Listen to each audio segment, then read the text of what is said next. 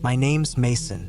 Back in 2012, when I was 31, I worked as a seasonal park ranger for the U.S. Forest Service. I'd been working that job off and on for a few years, mostly spring through fall in different states. That summer, I was stationed in a remote part of Idaho, near the Salmon Chalice National Forest. It's a massive area, thick with pine, deep with valleys, and mostly untouched.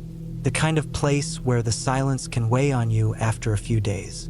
My assignment was to manage a remote ranger cabin about 18 miles from the nearest road. It sat close to the base of a slope called Long Ridge, tucked about half a mile from a river that had no name on the map.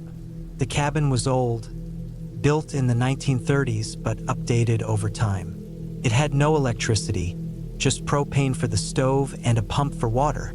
My job was to maintain the trails, monitor wildlife, log any activity, and report back by radio once a day at 6 p.m. sharp.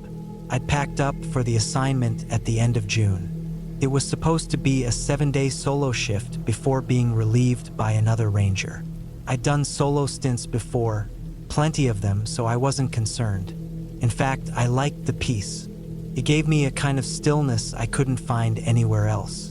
The only odd thing before heading out was the guy I replaced.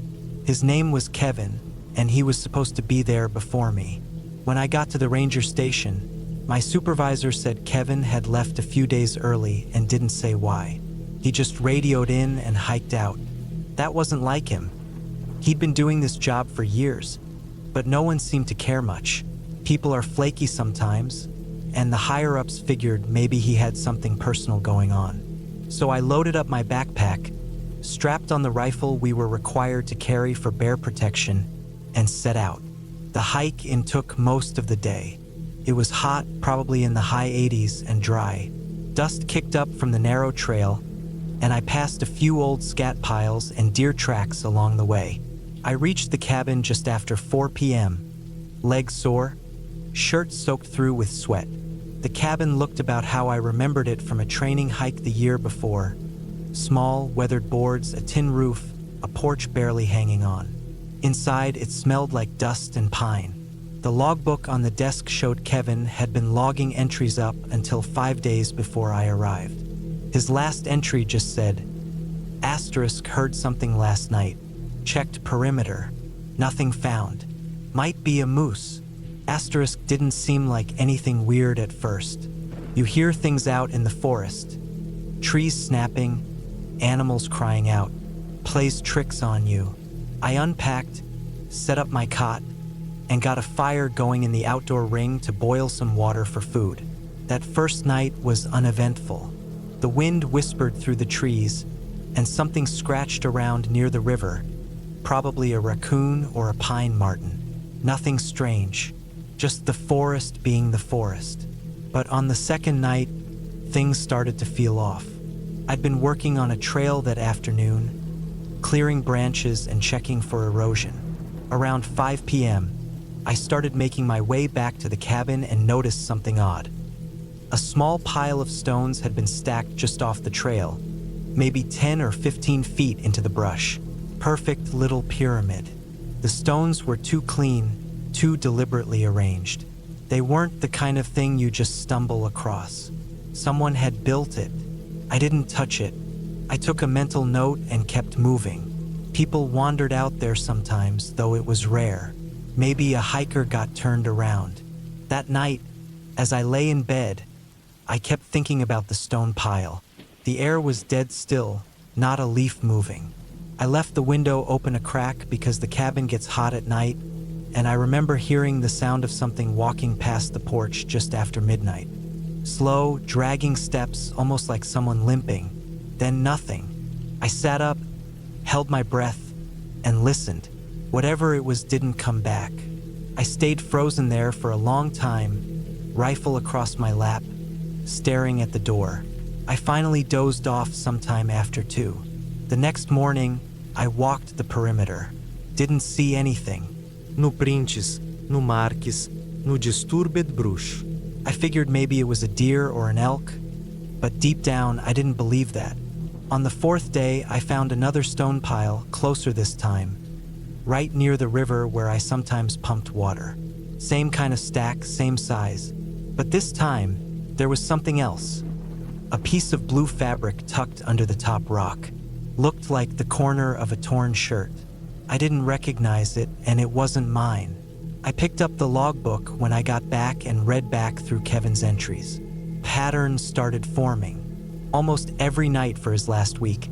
He'd written something like, asterisk, strange noise last night. Couldn't sleep? Checked area. Found nothing. Asterisk, then nothing for 5 days. He'd just stopped writing. That afternoon, I tried to radio in early. No answer. Tried again at 6 p.m., like always. Still nothing. Just static. Now, it's normal for the radios to cut out occasionally. The mountains mess with the signal, but it was enough to make me nervous. I walked a quarter-mile uphill to a spot that usually had better reception. Nothing. I didn't sleep much that night. The 5th day started weird. I woke up to find the cabin's door wide open. I know for a fact I latched it.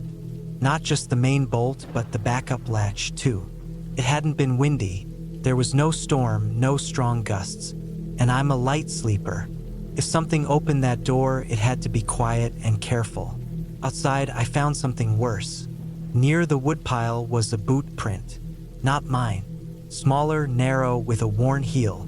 It was facing the cabin. Just one. Like someone stood there for a while, then left.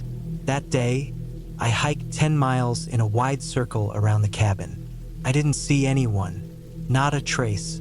But I kept feeling like I was being watched. Like something was just out of sight, staying still while I moved. That night, I blocked the door with a chair and slept with my rifle in my hands. Around 3 a.m., I heard what I can only describe as breathing outside the window. Slow, heavy breaths. Close. I didn't move. I didn't even blink. Just stared at the ceiling until the sun came up. On the 6th day, I found something I'll never forget. About 50 yards from the river, I noticed a cluster of pine branches tied together with twine. They formed a crude X shape, lashed tight and nailed to a tree. There were markings on the tree bark under it. Looked like scratches, deliberate ones. Repeated lines like someone was trying to etch something. I turned around and hiked straight back to the cabin. I tried the radio again. Still no response. By this point, I was ready to hike out early. I wasn't going to spend another night there. I packed up my gear and left a note in the logbook. Asterisk, leaving early. Cabin compromised. No contact via radio. Unexplained activity around perimeter. Possible person in area. Asterisk, I started hiking out around 5 p.m., moving fast.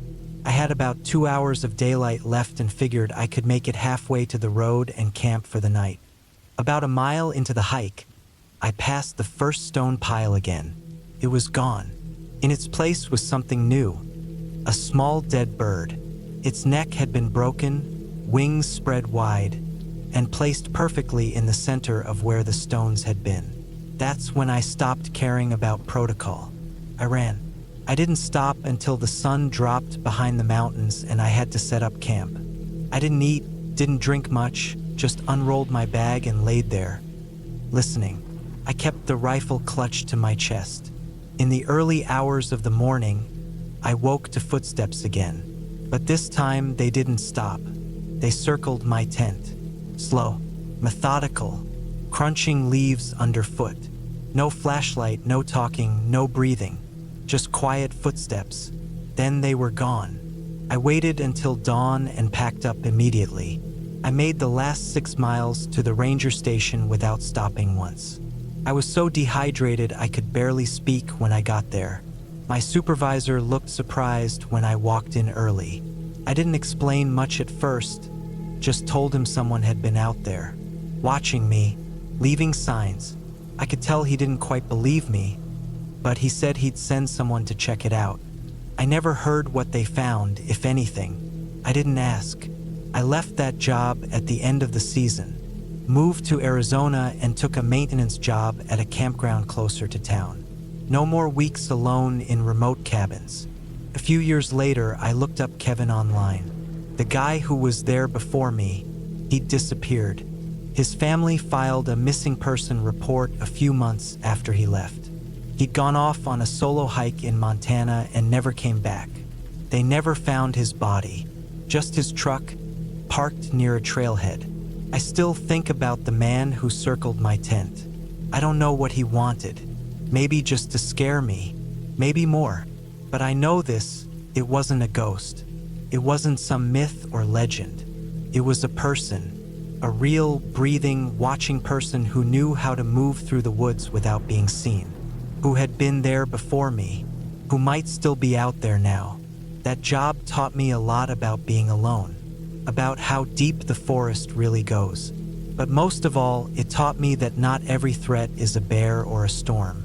Sometimes the worst things out there are just people, and some people never leave the woods.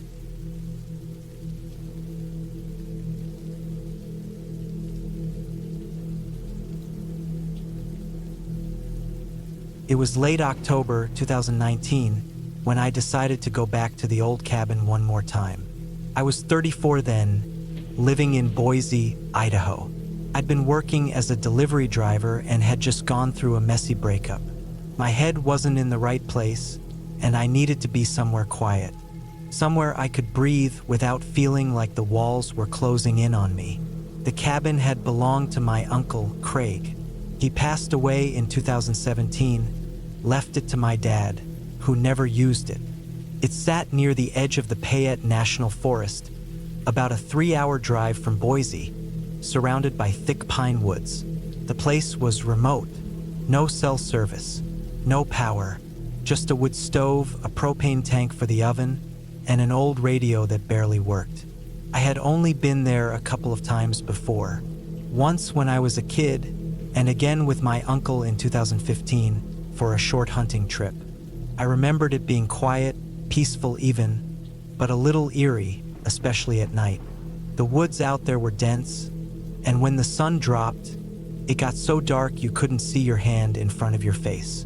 I left Boise early that Friday morning. I packed up my old Chevy Silverado with some gear, sleeping bag, a week's worth of food, a jerry can of fuel, a hatchet, my old bolt-action .308, and a small cooler with some drinks. I brought a few paperbacks and a thick flannel jacket. I figured I'd stay there 3 or 4 nights, just long enough to clear my head. The drive was uneventful, long stretches of highway, then a winding dirt road that got narrower and rockier the deeper I went. The air felt colder up there, cleaner too. When I finally pulled up to the cabin around 4 o'clock in the afternoon, the sun was already starting to dip behind the trees. The place looked just like I remembered it. A small, squat log structure with a tin roof. One room inside with a cot in the corner, a table, and a few dusty chairs. An old deer skull still hung above the fireplace. There were no neighbors, no traffic, just woods in every direction. You couldn't even hear planes that far out. I unpacked slowly, set up my sleeping bag on the cot, and lit a fire in the stove. The floor creaked under my boots. There was a stillness in the air I wasn't used to anymore. No hum of electricity, no street noise, not even a distant dog barking. Just whined through the trees. That first night, I sat out on the porch with a beer in my hand, staring up at the stars. They looked close enough to touch. The cold crept in fast after sunset. By 8 o'clock, I was already inside, warming up by the fire and reading an old hunting magazine I'd found in the drawer. I fell asleep early, maybe around 9. The cot was uncomfortable, but I didn't care. I was exhausted. I didn't hear a thing during the night. When I woke up the next morning, everything was dead quiet. I made coffee on the gas stove, stepped outside, and stood there in the morning chill, watching mist rise off the trees. The silence was so complete it almost hurt. I decided I'd spend the day hiking around the area, maybe check out the stream I remembered seeing behind the cabin years ago. I didn't go far, maybe a few miles down a barely visible trail, just following the slope of the hill. I saw animal tracks, deer, maybe a coyote. The forest was still soaked from recent rain, and the mud sucked at my boots. I didn't bring the rifle, just the hatchet and a bottle of water. By noon, I had turned around and started back. That's when I noticed something weird. There were fresh boot prints in the mud, heading the same direction I was going. They weren't mine. They were bigger, wider. Someone else had been out there. I crouched and checked them carefully. They looked fresh, maybe made that same morning. The spacing suggested the person had been walking slow, deliberately. I didn't see anyone, but it made me uneasy. That part of the forest was supposed to be empty. There weren't even campgrounds nearby. I made it back to the cabin without running into anyone, but I kept checking over my shoulder the whole walk back. That night, I triple-checked the door. I even pushed the table in front of it just in case. I didn't think I was in danger. Maybe it was just a hunter or a backpacker passing through, but it still didn't sit right with me. Around midnight, I woke up to a faint crunching sound. It was distant, but I could tell it was outside. Footsteps on gravel or dry leaves. I held my breath and sat up slowly, listening. It was definitely footsteps. Slow, careful. Then they stopped. I sat there in the dark for a long time, staring at the door. My rifle was beside the cot. I picked it up and kept it across my lap. I didn't hear anything else that night, but I didn't sleep either. The next morning, I stepped outside and looked around. Nothing seemed out of place, but then I noticed something. One of the nails in the window frame had been pulled out. The frame was just slightly bent, like someone had tried to pry it open. I didn't like that. I didn't like it at all. I thought about leaving that day, but I talked myself out of it. I told myself it could have been a bear, maybe raccoons. The cabin was old. Things came loose, but I knew it wasn't an animal. Something about the way the nail was pulled, it had been done carefully. Still, I stayed. I don't know why. Stubbornness, maybe. Or maybe I just didn't want to admit I was scared. I spent that day inside, reading, writing in a notebook, cleaning the rifle. I had 2 full boxes of .308 rounds. The fire kept me warm, and I tried to ignore the tension building in my chest. That night, I stayed up late, sitting near the stove, listening to the wind. Around 2 a.m., I heard it again. Footsteps, closer this time, and slower. They stopped right outside the wall behind the cot. I didn't move. The fire had burned low, so the room was dim. I could hear my heartbeat in my ears. Then I heard a soft scraping sound, like a knife being dragged slowly along the wood. I didn't breathe. I sat perfectly still, watching the window. A shadow passed across it. Just a flicker, then another. Someone was circling the cabin. I stood up slowly, rifle in hand, and crept to the window. I didn't see anything, but I could feel someone out there, watching, waiting. I didn't sleep at all that night. I sat in the corner until the sky started to lighten. At sunrise, I went out and checked the ground. There were more footprints now, clear boot prints in the mud going around the cabin. They didn't come from the trail, though. They came from the woods. That was enough for me. I started packing up. I threw everything into the truck, slammed the tailgate, and jumped in the cab. But when I turned the key, the engine didn't start. I tried again. Nothing. I popped the hood and checked everything I could. The battery was fine. Wires looked okay. I didn't know what was wrong, but the engine was completely dead. I wasn't a mechanic, but it didn't feel like something that just happened. It felt like sabotage. That's when I noticed something under the truck. A piece of metal tubing lying in the dirt. It had been cut, clean and straight. The fuel line. Someone had done this. Someone had waited until I was asleep and cut the damn fuel line. I stood there for a long time just staring at it. I didn't have cell service. No GPS. No way to call for help. I could hike out, but it would take the better part of a day, and I didn't know if someone was still watching me. I had food, water, and the rifle.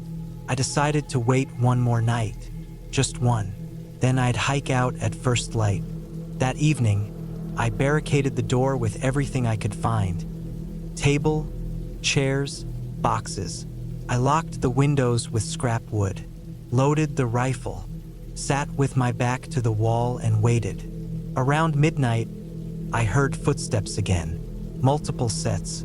They were moving fast this time. Then came the sound of metal hitting wood, an axe maybe or a crowbar, striking the back of the cabin. I raised the rifle and pointed it at the door. My hands were shaking.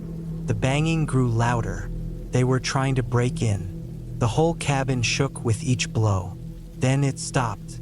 Silence. 10 seconds. 20. A crash. One of the windows exploded inward, and a boot came through, then a leg. I fired. The shot blew a hole in the wall and sent the figure falling back outside. I heard him scream, a real scream, then the sounds of others running away through the woods. I didn't sleep. I stayed in that corner, rifle raised, until dawn. When it got light enough, I stepped outside. Blood on the ground. Drag marks leading into the trees. Whoever I hit, they didn't die there, but they were hurt bad. I didn't wait. I grabbed my backpack, water, the rifle, and I left everything else. I hiked out, fast and straight, cutting through the forest and following the sun east until I hit a road around noon.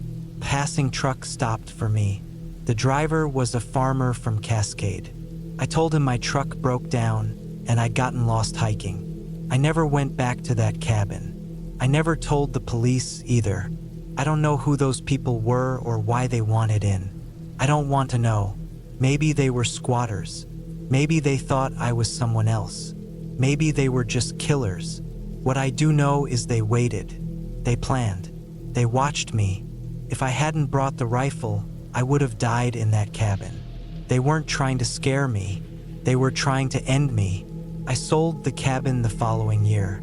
I made sure it was someone else who cleaned it out. I haven't been in the woods since. Even now, when I hear floorboards creak in my apartment or a branch scrape the window, my heart jumps. Not because I think it's a ghost, but because I know people are worse than ghosts. People are real, and they don't need a reason to come after you. They just need to know you're alone.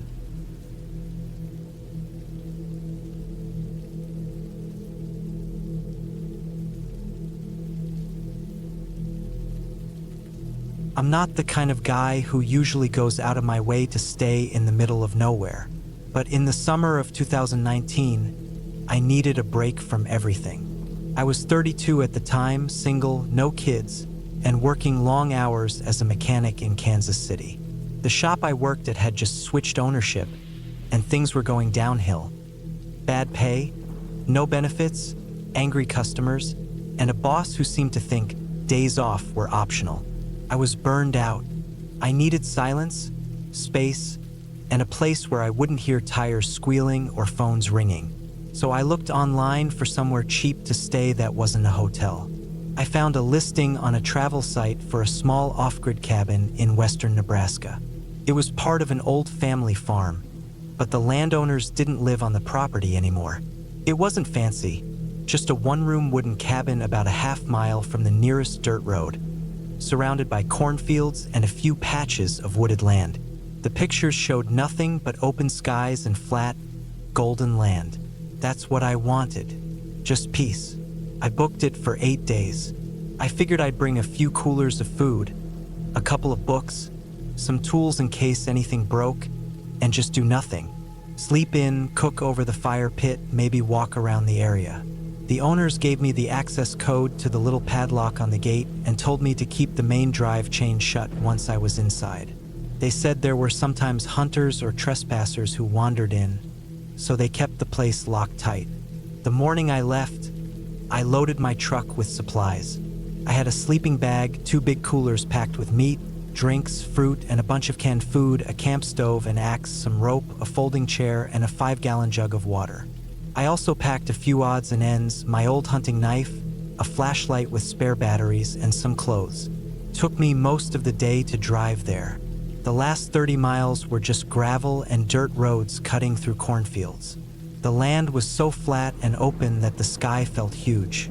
I saw maybe 2 houses during the whole drive-in, both of them a couple miles apart and half collapsed. I found the gate around 5 in the afternoon. It was just a rusty old cattle gate with a length of chain and a combination lock. I parked, got out, and opened it up. The cabin was set about a half-mile in, tucked just behind a patch of trees. I drove in slow, watching the cornfields on both sides sway in the wind. It was dead quiet. No cars, no wind turbines, just the soft crunch of tires on gravel. When I got to the cabin, I killed the engine and stepped out. It looked exactly like the pictures. Small, weathered wood siding, a tin roof, and a little porch with a rocking chair. There was a shed off to the side. Looked older than the cabin. The fire pit was just a blackened circle of stone with some burnt logs around it. I could see where someone had chopped wood and stacked it in a pile under a tarp. A hand-dug outhouse sat farther back in the trees, behind the cabin. Inside was bare. A wooden cot with a thin mattress, a small table, 2 chairs, a kerosene lamp, and a shelf with some dusty books and a Bible. A wood-burning stove sat in the corner. No power, no running water, no phone service. I didn't even get a single bar. I brought in my gear, set up the sleeping bag, and started a fire outside to cook dinner. That first night was calm. I sat on the porch, ate a can of beans and some grilled chicken, and watched the stars come out. I hadn't seen a sky that dark in years. There were no streetlights, no planes overhead, just black sky and stars so clear they looked painted on. I felt something loosen in my chest that night. For the first time in a long while, I felt still. The second day was peaceful too. I hiked around the property a little, took some pictures, and sat by the fire reading. I found a few trails through the trees, most of them overgrown. I followed one that led to a dry creek bed and a rusted piece of farm equipment. Looked like an old combine or harvester, just rotting in the weeds. I saw a deer off in the corn and a lot of birds. Everything felt empty but calm. Still, but that third night something felt different. I was sitting outside around 9 p.m. The fire had burned low, just embers. I had a flashlight next to me and a cold beer in hand. It was warm even after dark. The wind had picked up a little. I remember I kept hearing this soft tapping sound from the trees behind the cabin. Not regular, not rhythmic, just a random, hollow tap tap, tap. It didn't sound like an animal, more like something bumping wood. I figured maybe a loose branch was hitting the shed. I didn't think too much about it. But then it happened again the next night. Same time, same tapping, but this time it felt closer, like it was behind the outhouse or near the shed. It would go quiet, then tap again. I got up and walked around with the flashlight, checking the area. I didn't see anything. No footprints. No animals. Just grass swaying and old boards creaking in the wind. Still, I couldn't shake this feeling that someone else was out there. I didn't sleep well that night. On the 5th day, I went into the woods behind the cabin again. It was early morning, and the sun hadn't fully come up. I took the trail that went past the outhouse and followed it deeper. The air smelled like old leaves and dirt. I walked for maybe 15 minutes when I saw something odd. There was a clearing up ahead, and in the middle of it, someone had piled a bunch of broken tree limbs into a kind of teepee shape. It wasn't natural. The wood looked dragged in. Some of it was split, some had clean saw marks. Around the base were pieces of torn cloth, like from an old shirt or flannel. I walked up and poked at it with a stick. It was dry, not fresh. I figured maybe it was from the previous guests or kids messing around. Still, it gave me a weird feeling, like I was seeing something I wasn't supposed to. I kept walking and found another trail, this one smaller and more overgrown. I followed it maybe a quarter mile until I came to another small clearing. This one had an old foundation in it, just the stone outline of a building long gone. It looked like it might have been a house or a barn once. There were pieces of old wood beams, broken glass, and rusted nails. I found a half-buried tin can full of holes, and what looked like a child's shoe, almost completely rotted. The place felt wrong, like the air was heavy and dead. I turned around and headed back to the cabin, fast. I didn't like how it made me feel. That night, I locked the cabin door and kept the hatchet by my sleeping bag. I didn't hear the tapping this time. I didn't hear anything at all, actually. The crickets were quiet. The wind had stopped. It was so still it made my ears ring. On the 6th day, I woke up and found something that made my blood run cold. There were boot prints, clear ones, in the dirt behind the cabin. They weren't mine. I hadn't walked that way in days. They led from the trees to the back of the shed and then disappeared. I followed them, heart pounding. The shed door was slightly open. I hadn't gone inside it since I arrived. I pushed it open all the way. It was dark and smelled like rot. Inside were old tools, rusted saws, ropes, chains, and piles of nails in coffee cans. There was a crate of broken bottles and a smashed chair in the corner. What caught my eye, though, was a piece of plywood leaning against the wall. Someone had scratched something into it, deep gouges. It said, "Stay quiet at night." I backed out slowly and shut the door. I didn't know what to do. I had no phone service. No one knew exactly where I was, and the nearest neighbor was probably 10 miles away. I told myself I was being paranoid. Maybe the boot prints were old and I just hadn't noticed them. Maybe the writing was from years ago, just some local joke. But deep down, I didn't believe that. I didn't sleep much that night. I kept waking up at every sound. Around 3 in the morning, I heard footsteps outside. Clear, slow steps moving around the side of the cabin. I held my breath and grabbed the hatchet. The steps stopped. Then came that same tapping, this time right on the porch railing. Top, top, top. Then silence. I didn't move. I didn't even breathe. I just waited, heart pounding so hard I thought it would give me away. I don't know how long I sat there like that, but eventually the light outside started to shift. Dawn was coming. When I finally got the courage to step out and look around, nothing was there. But the boot prints were back. This time, they circled the cabin. I made up my mind then. I packed my gear, threw everything into the truck, and got the hell out. But the gate, the one I locked when I came in, it was open, and the chain was gone. I didn't wait around. I drove straight down the dirt road, faster than I should have, watching the rear view the whole way. I didn't see another soul for over an hour, not until I hit the main highway. I never reported anything. I didn't even write a review. I just deleted the listing from my bookmarks and tried to forget about it. But I still think about that place all the time. Who was out there? How long had they been watching me? What would have happened if I stayed just one more night? I'll never know, and I don't want to. But I do know one thing. Next time I need peace and quiet, I'm booking a damn hotel.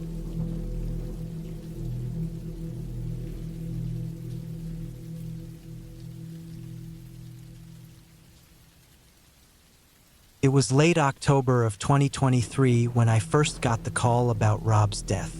He had a heart attack in his driveway in Iron County, Utah. He was gone before the paramedics even arrived. Felt surreal. We hadn't spoken in years, but I knew he still lived in that same old log cabin we used to call ours when things were good, back before it all broke apart.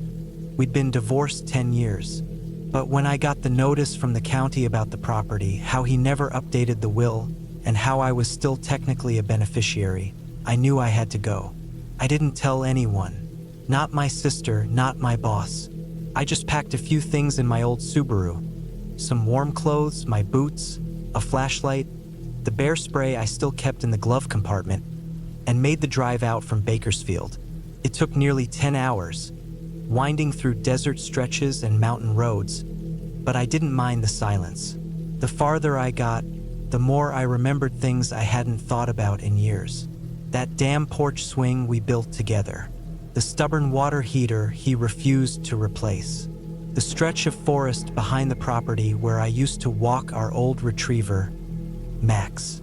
By the time I reached the turnoff onto that dirt road leading to the cabin, the sun was almost down. The road hadn't changed, it was still rough, still climbed slowly through the pines, still made me brace the steering wheel as the tires slid over gravel.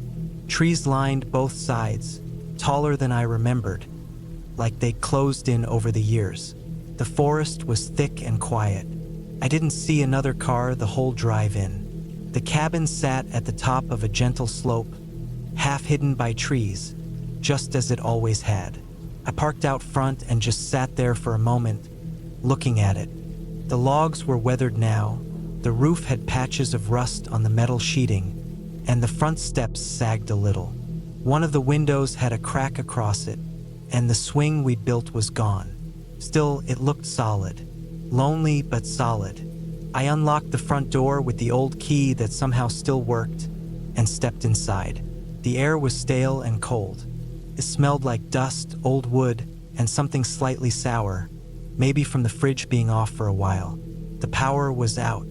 I flipped the switch in the hallway, just in case, but nothing happened. I sighed, grabbed my flashlight, and made my way through each room. Everything was like he'd just stepped out. His coat still hung by the door. There were dishes in the sink. A pair of boots were by the back door, still covered in dried mud. On the kitchen table, a newspaper from late September lay open, along with a coffee cup that had molded over. He'd always left things half-finished like that. I didn't stay long downstairs. I lit a few candles I'd brought, set them in safe spots, and took my things up to the old guest room. Our old room. I couldn't bring myself to sleep in that one. The guest room was smaller, but it felt less like him. I made up the bed, laid out my sleeping bag just in case the sheets were too musty, and sat down on the edge of the mattress. I could hear the wind brushing through the trees outside. It got cold quickly once the sun dipped, and there was no heat running in the house. I bundled up in layers and kept my boots on. Around 10, I tried to sleep, but I couldn't. Something about being back there, in that silence, surrounded by dark forest, just didn't feel right. I'd forgotten how quiet it could be. Not peaceful quiet, just the kind that feels thick, like it presses on your ears. And then there were the sounds. First, it was just the creaking of the walls, maybe the old wood contracting in the cold. Then I thought I heard something outside, a kind of crunch, like someone stepping on frozen pine needles. I sat up and held my breath. It stopped. I chalked it up to an animal, maybe a deer. There were plenty out here. I fell asleep eventually, but it was light, the kind where you wake up at every little sound. Around 3 a.m., I woke up suddenly, heart racing, not sure why. There was nothing obvious. No footsteps, no banging, no lights. Just a feeling. I didn't move. I just lay there, staring up at the ceiling, breathing shallow. It felt like something was wrong, even if I couldn't name it. In the morning, I walked the perimeter of the cabin. There were some fresh tracks near the back.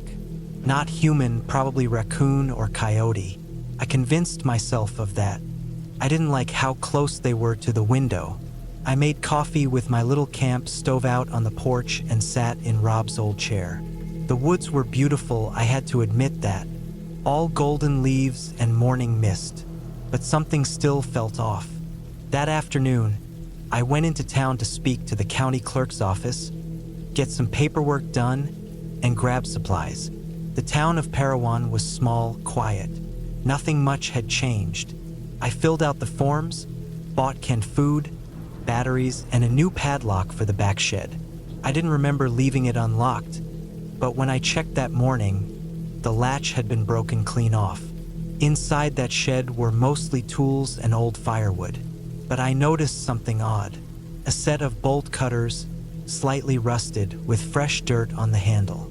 That shed hadn't been opened in years. Why would Rob need those recently? That night, I locked everything tight. I dragged a chair under the doorknob, something I hadn't done since college. I kept the bear spray next to the bed. I didn't sleep much. I kept waking up. Sure, I heard something downstairs, but when I checked, nothing was there, just shadows and moonlight. On the third day, I found boot prints, human, clear ones right outside the back door. Not mine, too big, too fresh. I stared at them for a long time. I didn't know what to do. My phone had no signal out here, and I wasn't about to drive back to town just to report footprints. Maybe a hunter got lost, maybe some drifter, but the prints didn't lead away. They circled the cabin. They stopped at the windows. They went around twice. I didn't sleep at all that night. I just sat on the floor with the flashlight, bear spray in hand, and every candle lit. I didn't hear anything, but I couldn't shake the thought that someone was watching from the trees. The next morning, I packed my things. I didn't care about the paperwork. I just wanted to leave. But when I got to the car, the back tire was flat, slashed, not punctured, cut. I could see the clean slice. I just stood there, staring at it, heart pounding. Someone didn't want me to leave. I grabbed the jack and my spare. I worked fast, eyes darting toward the trees every few seconds. I didn't see anyone, but I felt it again, that pressure like being watched. I finished, threw everything into the car, and drove straight into town. I didn't go back that night. I stayed at a motel near the freeway. The next morning, I went to the sheriff's office. They took a report, nodded politely, said they'd send someone out. But I could tell they weren't taking it seriously. They probably thought I was just some woman too jumpy for the woods. Maybe they were right, but I knew what I saw. I wasn't making it up. Still, I couldn't let it go. Something about it gnawed at me. Why would someone be circling the cabin? Why would they slash my tire?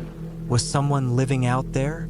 I went back one last time that afternoon. The sheriff had already been by, left a note on the table saying no signs of forced entry. I didn't stay long. I checked the shed again, and that's when I noticed the trapdoor. It was hidden under an old rug, beneath some firewood. A thin wooden hatch built into the floor. I don't remember ever seeing it before. Rob never mentioned it. I pulled it open and shined my light down. It was a crawl space, maybe 4 feet deep. Dirt floor, low wooden beams. I lowered myself down slowly. The air was damp and smelled of mold. My light swept across the space, and I froze. There were blankets down there, a sleeping bag, cans of food, a small camping lantern. Someone had been living beneath the cabin. There was a smell too, faint but off. Human, sweat and dirt and something older. I backed out fast and sealed it shut. I left immediately. This time I didn't stop in town. I drove all the way to Cedar City, checked into a chain hotel, and called a private contractor I knew from back home. I paid him to drive out and secure the cabin, new locks, boarded windows, reinforced doors. I filed for a formal abandonment notice with the county, had the property listed for sale a few months later. I never went back. The buyer was some couple from Colorado. I didn't tell them anything, just handed over the keys and walked away. But I still wonder sometimes, was it just a drifter? Someone hiding out from the cold? Or was it someone who knew Rob? Someone who had been watching for a long time? Maybe someone who didn't want me there because they thought it was theirs now. I'll never know. And honestly, I don't want to. Some things you're better off not chasing down. All I know is this: if you ever return to a place you thought you left behind for good, be careful. Time doesn't erase everything, and not everyone leaves, especially the ones who never wanted to be found.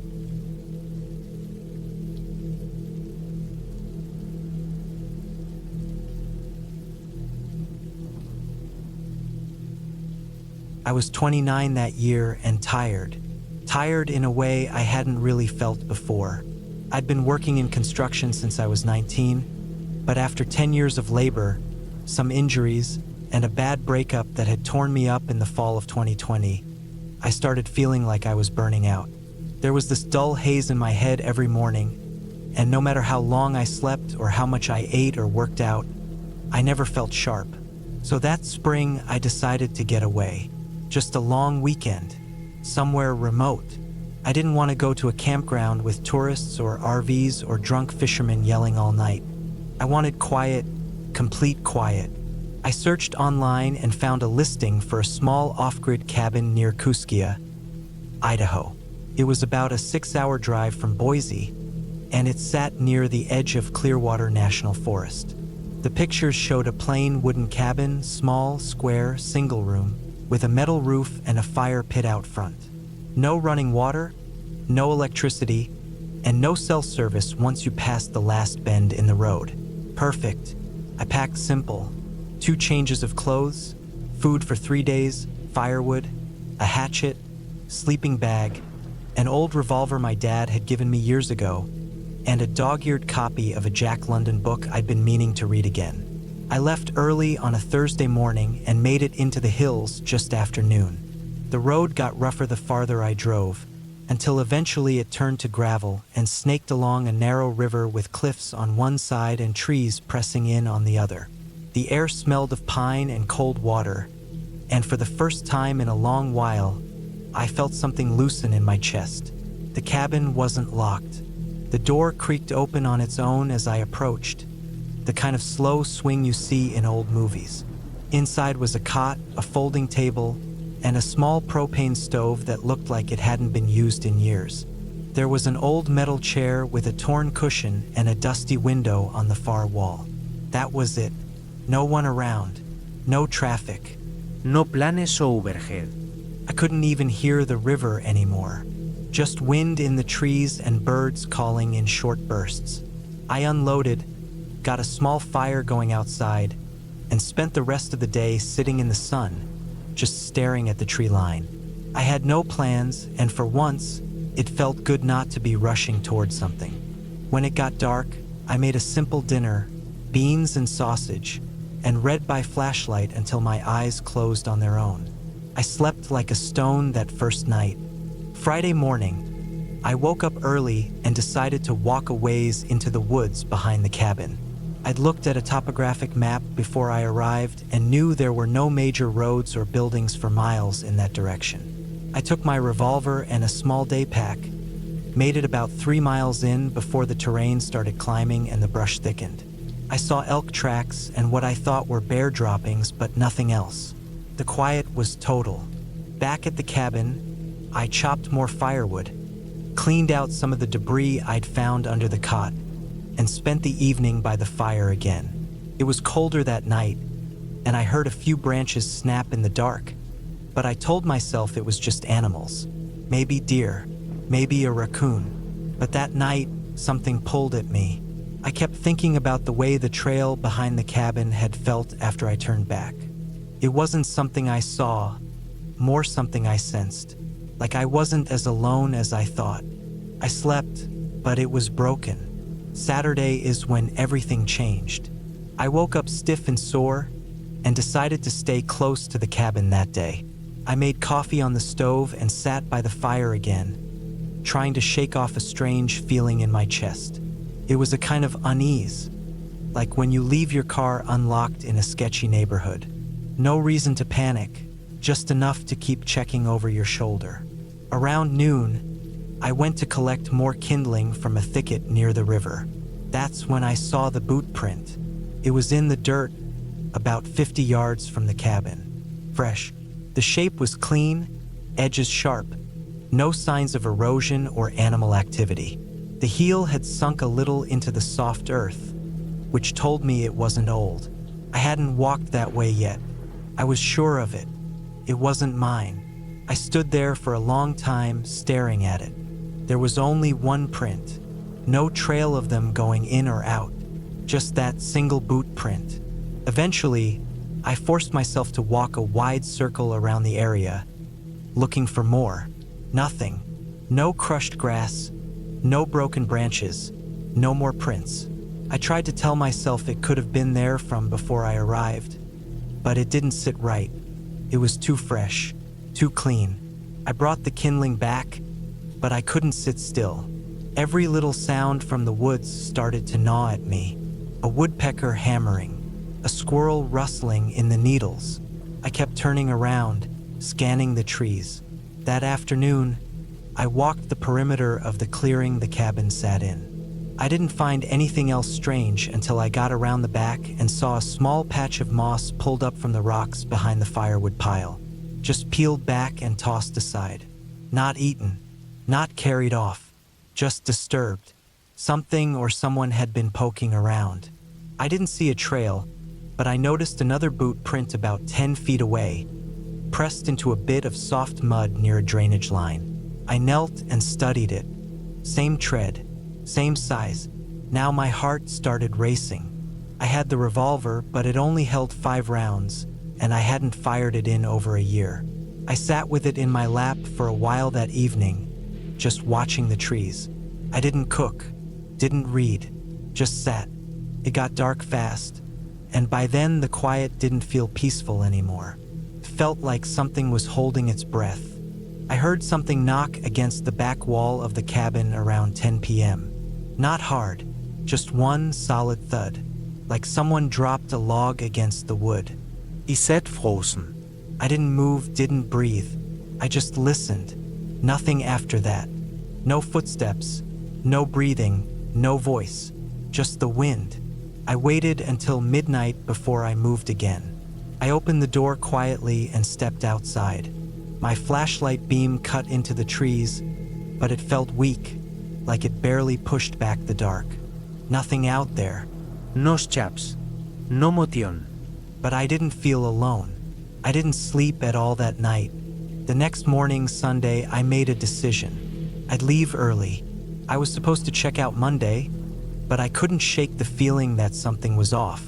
I hadn't seen anyone, hadn't heard a car or a plane or even a dog bark, but I knew someone had been near the cabin, watching, maybe waiting. I started packing just after sunrise.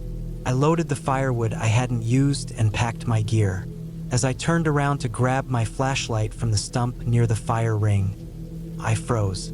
There was something nailed to the far side of a tree, 20 feet from the cabin, a strip of cloth.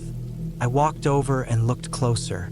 It was part of a red flannel shirt, torn, dirty, and stuck to the bark with a thin metal tack, like someone wanted me to find it. I looked around the base of the tree and saw cigarette butts, 3 of them, crushed flat. Someone had stood there, watching me. I grabbed my bag and left immediately. I didn't stop to eat. I didn't double-check anything. I locked the cabin door behind me, even though I knew it wouldn't keep anyone out, and jogged back to my truck. But it wasn't over. I got in and drove fast, trying to keep my hands from shaking. The gravel road twisted through the woods, and I kept checking my rearview mirror like someone might step out and block the way. About 3 miles out, I saw tire tracks cutting across the road from a side trail. I hadn't noticed them coming in. They were fresh, still damp in the dirt. They led down a narrower track that curved back toward the river. I didn't stop. I drove faster. When I hit pavement again, I pulled over and checked my phone. I had bars. I sent a quick text to my buddy back in Boise, letting him know I was on my way and something weird had happened. I didn't want to go into details yet. I just needed to put miles behind me. When I finally got home, I took the revolver inside, closed all the blinds, and sat in the shower for half an hour. My heart finally slowed down. I reported the boot prints and the shirt to the county sheriff the next day. I didn't expect much, but they said they'd send someone to check the property. I never heard anything back. I didn't ask twice. I haven't gone back to that part of Idaho since, and I never stay in cabins alone anymore. I know what I saw. I know someone was there. I don't know if they wanted to scare me or if I just left before they could do worse. But they were close. Close enough to watch me. Close enough to leave signs. And maybe close enough to come back.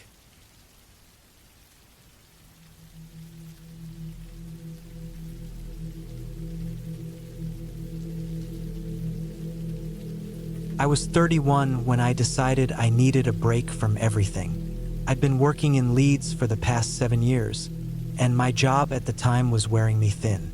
I was managing a small logistics firm, and the long hours, constant deadlines, and endless calls were starting to eat at me. My flat was in the middle of the city, and I barely saw the sky. My sleep was ruined. My appetite had faded. I needed silence. Real silence. Not the kind you get at night in a city full of car alarms and drunk people yelling in the distance, but proper quiet. I booked a week off in October 2022 and started looking for places up north. Somewhere with trees, hills, maybe a lake. I found this old wooden cabin listed by a private owner. It was in North Thumberland, near a place called Kielder. The photos looked great. Just one cabin, a long gravel track leading to it, nothing but forest and water around. The nearest village was 8 miles away. No Wi-Fi, no mobile signal. The owner said they stocked the place with firewood, basic kitchen supplies, and clean sheets. It sounded perfect. Remote, peaceful, and cheap. I booked it for 6 nights. I left Leeds early on a Sunday morning, packed my rucksack with a few clothes, a couple of books, and enough food for the week. It took around 4 hours to get there, mostly slow driving once I left the main roads. The last stretch was a dirt path through thick woods. I nearly missed the turn and had to reverse about 30 meters just to find it again.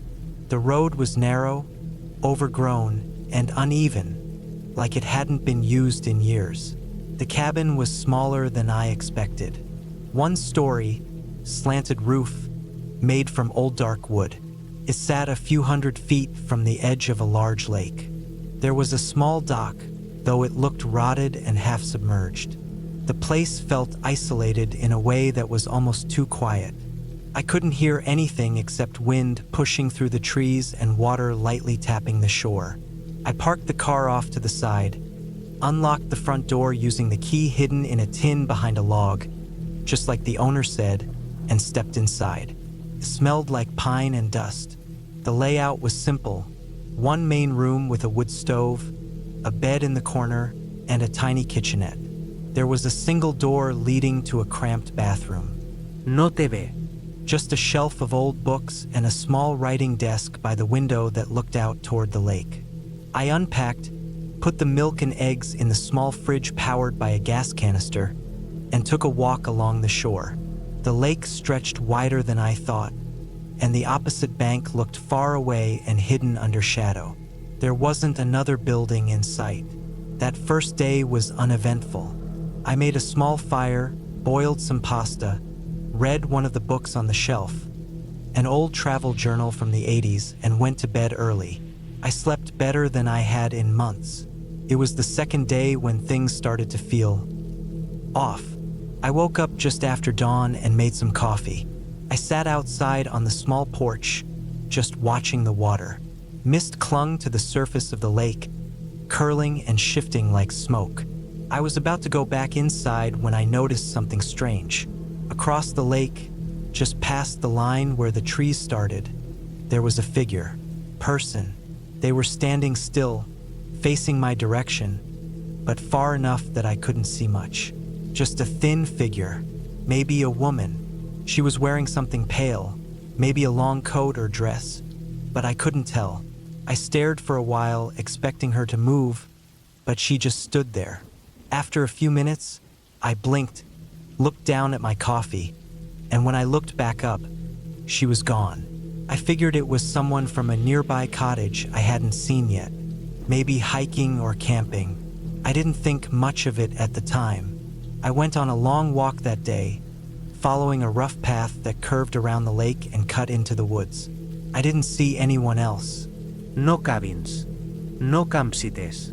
Just miles of trees, some deer prints in the mud, and birds that flew off whenever I got close. It was quiet, almost eerily so. The only sound came from my boots on the path and the occasional rustle of wind. When I got back that evening, the sun was going down.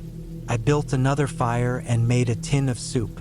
I read until it got dark, then stepped out to use the toilet. There wasn't one inside, just an outhouse behind the cabin. That's when I noticed something that made my skin crawl. In the dirt just past the porch, between the edge of the cabin and the start of the tree line, there were footprints. Bare footprints. Small, thin, and deep enough to be recent. They weren't mine. I'd been wearing boots all day. These looked like they belonged to a woman, maybe size 5 or 6. They led from the woods toward the porch and stopped just a few feet from the door. I stood there for a minute listening. I didn't hear anything. No leaves moving, no breathing, nothing. I turned and scanned the trees with my flashlight, but there was no one there, just blackness and branches. I didn't sleep that night. I kept the fire going and sat up with the flashlight in my lap, just watching the windows. By morning, I convinced myself it was nothing. Maybe the footprints were older than I thought. Maybe I hadn't noticed them before. I told myself that if someone had come up to the cabin, I would have heard them. I was being paranoid, but it didn't stop. On the 4th day, I went down to the dock just after breakfast. I sat at the edge with my feet over the water. The sky was overcast and the air was cold. I stayed there for maybe 20 minutes, and when I turned to go back inside, I saw something stuck in the porch railing. It was a long strand of hair, grayish blonde, twisted around one of the wooden slats like it had been snagged. I touched it. It was real, human hair, not animal fur. Later that afternoon, I checked the car again. I'd locked it the whole time. Everything looked fine, nothing missing. But when I opened the boot to grab a jumper, I found something I hadn't packed.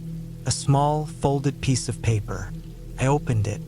There was only one sentence, written in tiny, messy handwriting. Do not stay here alone. Asterisco asterisco no signature. No name, just that. I don't remember the rest of that day very well. I felt off balance. I kept pacing inside the cabin, locking and unlocking the door, checking the windows. I had the sick feeling that I was being watched, constantly. Every time I stepped outside, I scanned the woods and lake, but I never saw anything. That night, I didn't sleep. I didn't even try. I sat in the chair by the window with the flashlight and a kitchen knife in my lap, just waiting. I don't know what I expected. Nothing happened. But around 3 a.m., I heard something. A faint creak on the porch. Then a single, slow knock on the door. Not loud, just one knock. I didn't move. I sat there, heart pounding, holding the knife. Another knock came about a minute later. Then silence. I didn't go to the door.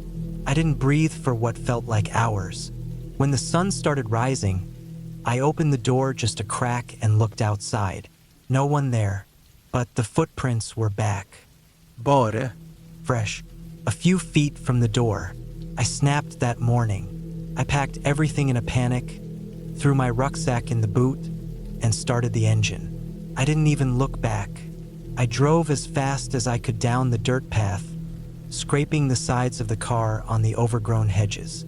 I didn't stop until I reached the main road.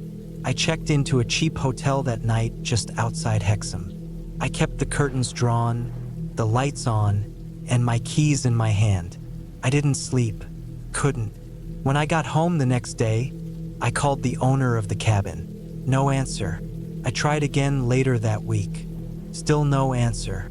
Eventually, I searched the property listing again and found it had been taken down. A few months passed. I didn't tell anyone about what happened. Not in full.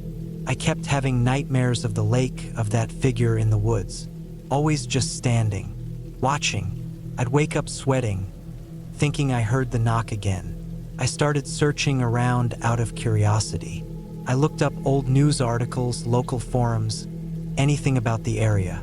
Most of it was about hiking, forestry, the dam nearby. But buried in a local message board, I found a post from 2019. It was short, just a few lines.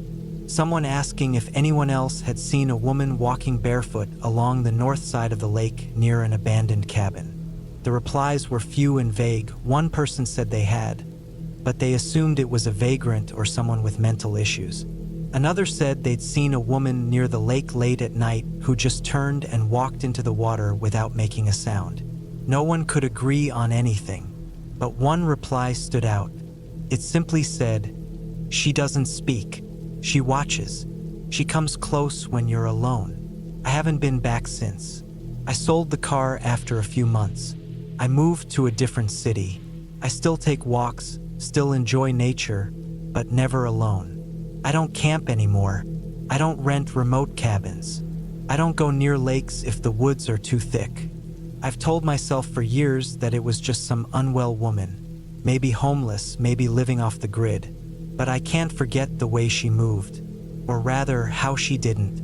The stillness of her body, the way she stood like part of the landscape, watching, waiting.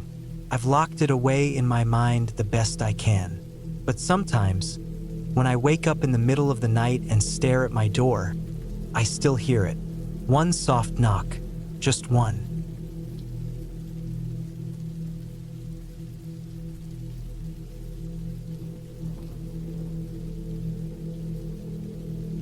It was the fall of 2018 when I made the mistake of going back to that cabin. I was 32, still living alone, and had just taken a few weeks off work to clear my head. I'd been feeling kind of boxed in. Same office, same apartment, same noise from the neighbors upstairs, same food in the microwave every night. I hadn't taken a break in over a year, and when I did, I wanted to be somewhere quiet and far from people. So I thought about the place my uncle used to own in Montana. It was an old wooden cabin in the middle of nowhere, built sometime in the 60s, I think. My uncle, Gary, bought it back in the 90s when I was still a kid. We used to spend a couple of weeks there every summer, mostly fishing, hiking, and sitting by the fire while the wind moved through the trees like soft waves. I hadn't been back since I was about 15, after Uncle Gary passed away. After that, the family didn't go back. There were rumors of squatters and wild animals tearing the place up, and eventually it just fell off the map. Still, the idea of that quiet cabin stuck in my head. I figured if it was still standing, it might be a good place to get away from everything. No cell service, no lights, no traffic, no people. Just me, the woods, and time. I pulled up the old directions we used to follow. An old printed map my dad had kept in a drawer, and tried to figure out if the roads were still usable. Some weren't, but I found a longer route on satellite view that curved down past an old fire road and crossed a dry creek bed before circling up toward the mountain ridge. It was a long drive.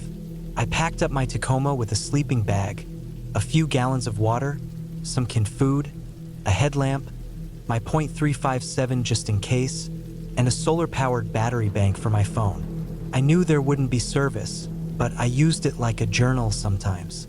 I brought a few paperback books, a fire starter kit, and a cheap folding chair. No tent. I figured I'd sleep in the cabin, assuming it still had 4 walls and a roof. I left Missoula early in the morning and didn't get to the mountain until just before dusk. The roads were worse than I expected. What used to be a narrow gravel lane had been reclaimed by the forest. Tree limbs reaching over the top of the truck, brush scratching the sides, roots buckling up through the dirt in places. At one point, I had to get out and cut a fallen branch out of the way. There was no turning back, though.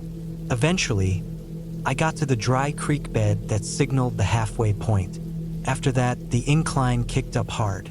The trees thinned, and I could see patches of sky opening above me in bursts of gold and orange from the setting sun. The air was dry, clean, and cool.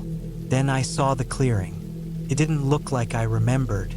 The grass was higher, the trees looked heavier and darker somehow, and the sky had taken on that kind of deep blue you only see just before the stars come out. But the cabin was still there, tucked up against the tree line like it had been waiting. It was in worse shape than I'd hoped. The porch had collapsed on one side, boards sagging and broken like busted ribs. The front door was still hanging on, but it looked warped and swollen. One window was shattered. There were no signs of fire, just weather and time.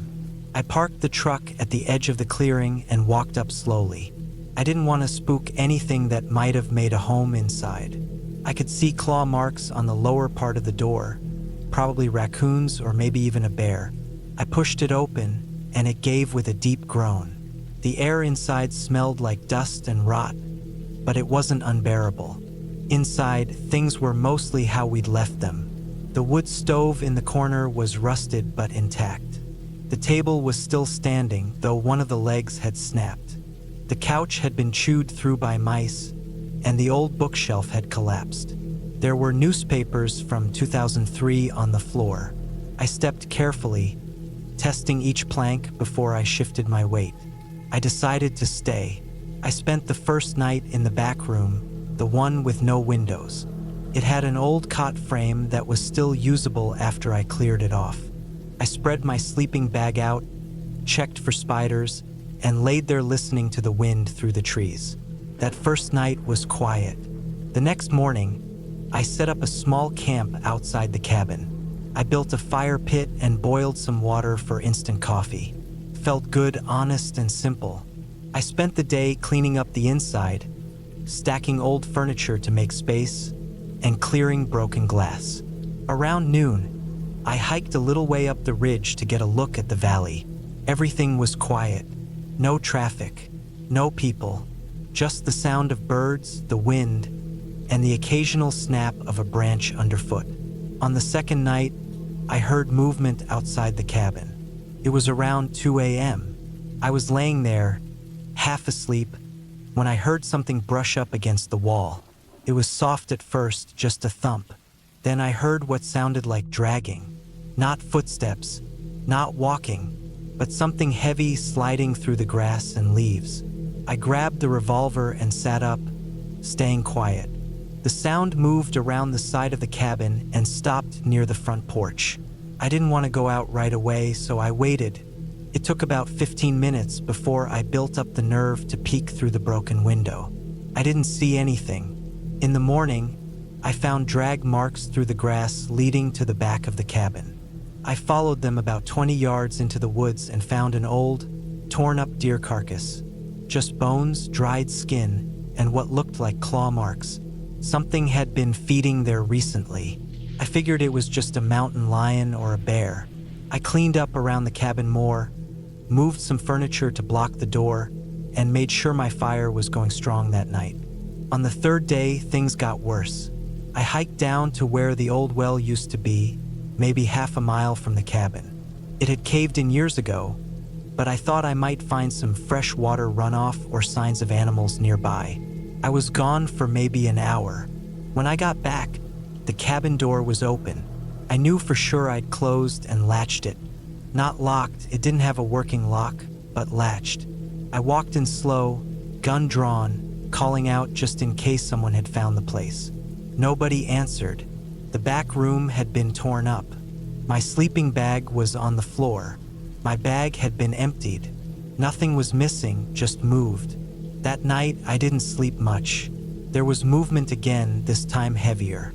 I could hear steps on the front porch. Something big, too big to be a raccoon. I sat on the floor with my back to the wall, gun in hand, just waiting. Then the door creaked. I don't know if it was the wind or something leaning on it, but it opened about 4 inches. Then nothing. No more movement. No more sounds. Just the door, slightly ajar, and the cold night air crawling in through the gap. I waited until dawn before I opened it the rest of the way. No tracks, no blood, nothing. Just the trees swaying in the morning light. I thought about leaving that day, but I told myself it was just animals. Maybe a bear had found the cabin and was checking it out. It made sense, kind of. But then I saw the footprints. Not paw prints, boot prints. They were faint, older maybe, but deep. Size 10 or 11. The tread looked like something from hiking boots. They circled the cabin, went down toward the creek, then disappeared. Nobody was supposed to be out here. This land hadn't been maintained in years. The road in was almost impassable. Even hunters stayed lower in the hills. I spent the whole day packing up. I was ready to leave. I threw my gear in the truck and went to check the back one last time. That's when I found the carving. On the side of the cabin, just above the back window, someone had carved a word into the wood. Stay, big letters, deep cuts, fresh. The wood was still raw around the edges. I didn't stay. I got in the truck and started driving back the way I came. It was mid-afternoon, and I figured I could get to the highway by nightfall. But 20 minutes into the drive, I hit something. It wasn't an animal. It was a spike strip. Someone had dragged a chain of nails and scrap metal across the road. It shredded my front left tire and messed up the alignment. Couldn't drive it. I was stuck. I grabbed my pack, my revolver, and started walking. There was an old ranger station marked on the map about 6 miles south. If it was still standing, I could maybe radio for help. Took hours. My feet hurt. I kept looking over my shoulder, listening for anything. I didn't see anyone, but I felt like I was being watched. Just after dark, I found the station. It was abandoned too. Broken windows, moss growing on the siding, door half hanging. But inside, there was a broken radio, a map, and some emergency gear. I found a flare gun and a box of old road flares. I stayed the night there, didn't sleep. At dawn, I lit a flare and climbed the ridge to a clearing. I kept firing one every hour, hoping someone might see. It wasn't until the next afternoon that I saw the chopper. They pulled me out, asked a lot of questions. I told them about the cabin, the tracks, the carving. They went to check it out. A week later, a ranger called to follow up. They found signs someone had been living in the woods nearby. A crude shelter, food wrappers, animal bones. No person, though, just signs. They told me not to go back. I won't. Not because I'm scared of some backwoods squatter or wild animal, but because I know now how close I came to disappearing. If I'd stayed one more night, if I hadn't seen the footprints, if I hadn't packed when I did, I don't think I'd be here. That cabin wasn't haunted, but something was wrong out there, something human, and I won't ever go back.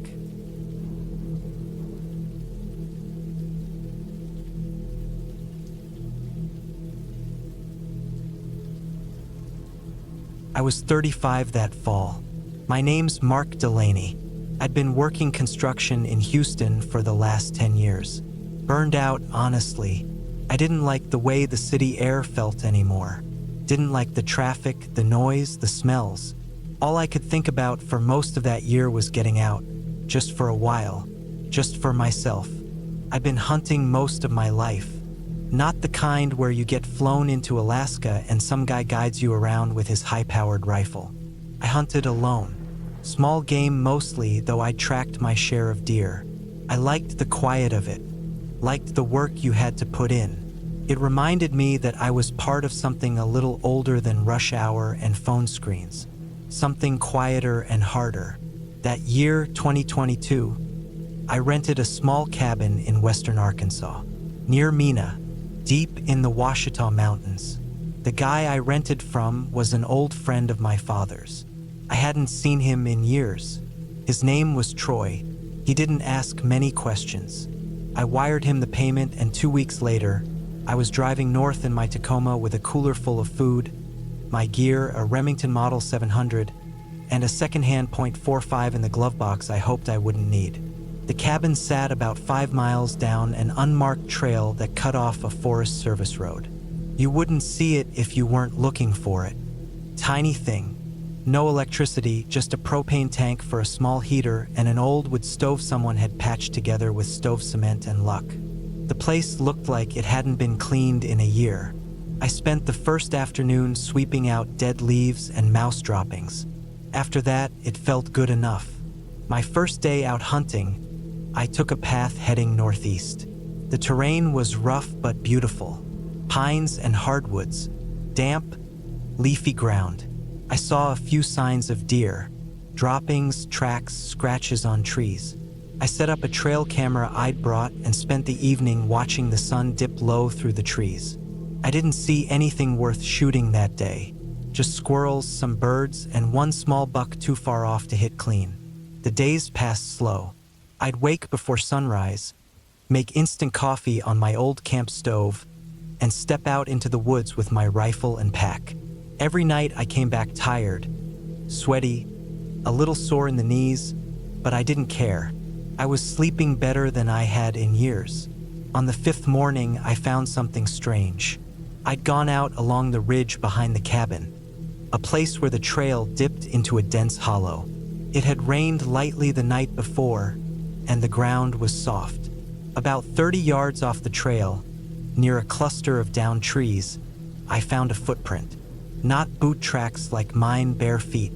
Human. One single print, clean in the mud. No tread, no sacks. Just skin. Stopped me cold. The print was fresh. It hadn't rained since early morning, and this looked recent. Maybe a few hours old at most.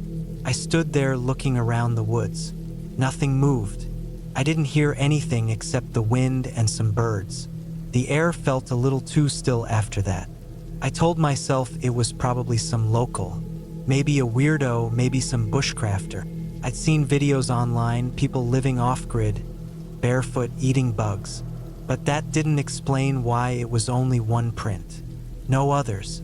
No sign of a path leading to or from it. I didn't stay long in that spot. I kept walking and circled back wide through the woods to the cabin. That night, I locked the door. It didn't have much of a lock, just a cheap knob with a keyhole. But it gave me a little peace of mind. I slept fine, more or less. The next day, I found 2 more prints. This time closer to the cabin, maybe 50 yards out. Still no tracks leading in or out. Just 2 clean, bare prints in the mud by a patch of tall grass. One was slightly smaller than the other. I crouched down next to them, studying them in the light. You could see the arch of the foot, the toes. They looked adult-sized, maybe a man and a woman, or maybe one person shifting their weight. Couldn't tell. But it wasn't a game trail. It was a strange spot to be walking barefoot. I started feeling a little uneasy after that. I didn't tell anyone. I had no cell service up there, and I didn't want to seem paranoid. I figured I'd just keep an eye out, stay alert. I wasn't scared exactly, just aware. The way you get when you sense something watching. That night, I heard something. It was close to midnight. I just put out the lantern and settled into the cot. I wasn't sleeping well anymore. I kept thinking about those prints, the way they just showed up. The air felt heavy that night, still and damp, like the rain was coming again. I heard crunching outside. Not a deer, not some raccoon. It was slow, careful, like someone trying not to be heard but still moving with weight. Person. I sat up and held my breath. My .45 was on the crate beside my cot. I took it, checked the safety, and waited. The steps got closer. Then they stopped, maybe 10 feet from the cabin, right outside. I didn't move, didn't breathe, just sat there in the dark, my ears straining. Nothing happened for a full minute. Then I heard one long, dragging step across the gravel. Not fast, not like someone running or panicking. It was slow, intentional, then silence. I sat there for maybe 2 more hours, gripping the gun, listening. I never heard anything else. When I finally dozed off, the sun was already coming up. That morning, I went outside with the rifle, walked the perimeter, found nothing. No prints, no marks. Nothing disturbed except for some dry leaves that looked like they'd been pushed slightly near the front steps. I didn't go hunting that day. Instead, I stayed close to the cabin, cleaned my gear, kept the pistol on me. I couldn't shake the feeling that someone had been there, someone watching. That evening, I decided to take down the trail camera I'd set up northeast of the cabin. I figured maybe it caught something. I hiked out just before sunset. It was a quiet walk, too quiet. No birds, no squirrels, not even wind. The woods felt dead. I found the camera still strapped to the tree, right where I left it. But the battery compartment had been ripped open. Not pried. Ripped. Like someone jammed a stick or a knife in it and twisted. The batteries were gone. So was the memory card. I just stood there holding the cracked plastic shell. My stomach turned. I started back fast. Didn't run, but I didn't take my time either. That night I didn't sleep. The woods outside were too quiet again. I kept hearing small creaks and cracks in the distance. Every time I got up to look out the window, I saw nothing. The next morning, I made my decision. I'd leave the next day, pack up, hike out to the truck, and head back to Houston. I didn't want to admit it, but I wasn't enjoying the quiet anymore. Something felt wrong out there. It wasn't one thing, it was a bunch of little things piling up. But that last night, it was the worst. Around 1 a.m., I heard something again. Not just footsteps this time. Breathing. Low, slow breathing just outside the wall. Like someone was standing close, maybe right up against the logs, trying to listen. I sat up in the cot, holding the pistol, not moving. The breathing didn't stop. It moved, slightly, like whoever it was walking along the wall. I didn't speak, didn't call out, just waited. Then a single knock on the door. Not loud, just one, like a test. I stood slowly and crept to the door. My heart was pounding so loud I could hear it in my ears. I waited. Another knock. I didn't open it. I didn't even look out. I backed up, locked the pistol slide, and stood there in the dark for the next 3 hours, not blinking, not sitting down. When the sun came up, I opened the door. No one was there. No tracks in the dirt. No signs of movement. The woods looked the same as they always had. I didn't wait around. I threw my gear in my pack, left the food, and started walking. I didn't even eat breakfast, just grabbed my rifle and left. The trail back to my truck felt longer than I remembered. I kept looking over my shoulder every few steps, expecting to see someone. I didn't. When I got back to the truck, everything looked untouched. No flat tires. No broken windows. I loaded my gear, started the engine, and drove. I didn't stop until I hit the edge of Mina. I pulled into a gas station, bought coffee, and just sat there in the parking lot for almost an hour, trying to feel normal again. I never told Troy what happened. Didn't think he'd believe me. I just said the trip got cut short and that I'd leave the key under the porch like we planned.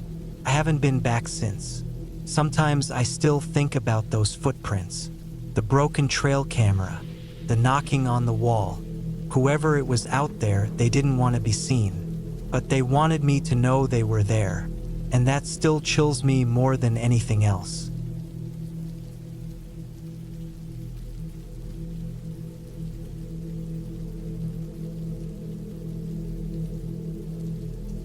It was late October 2019 when I decided I needed a break from everything. I was 33 at the time, living in Boise, Idaho, and working in construction.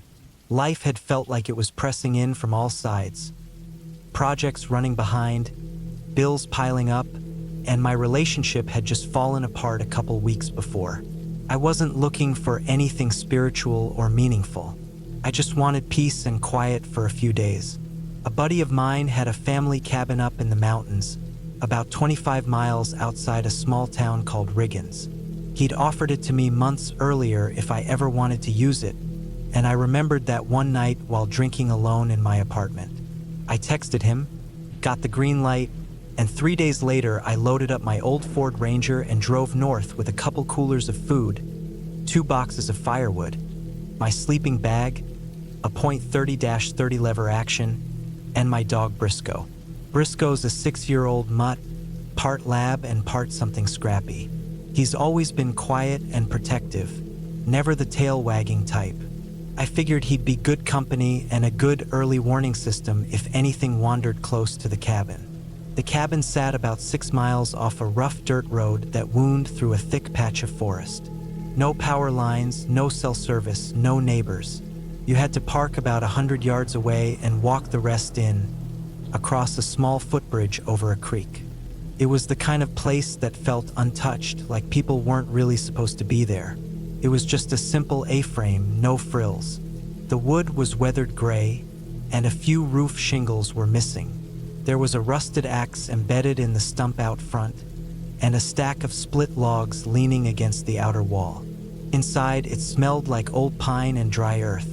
There was a small pot-bellied stove, a rickety table, a creaky bed frame with a rolled-up mattress, and a couple shelves nailed into the wall holding a few dusty cans of food. I spent the first day setting up, got the firewood inside, unpacked, and made a quick round of the perimeter to get a feel for the area.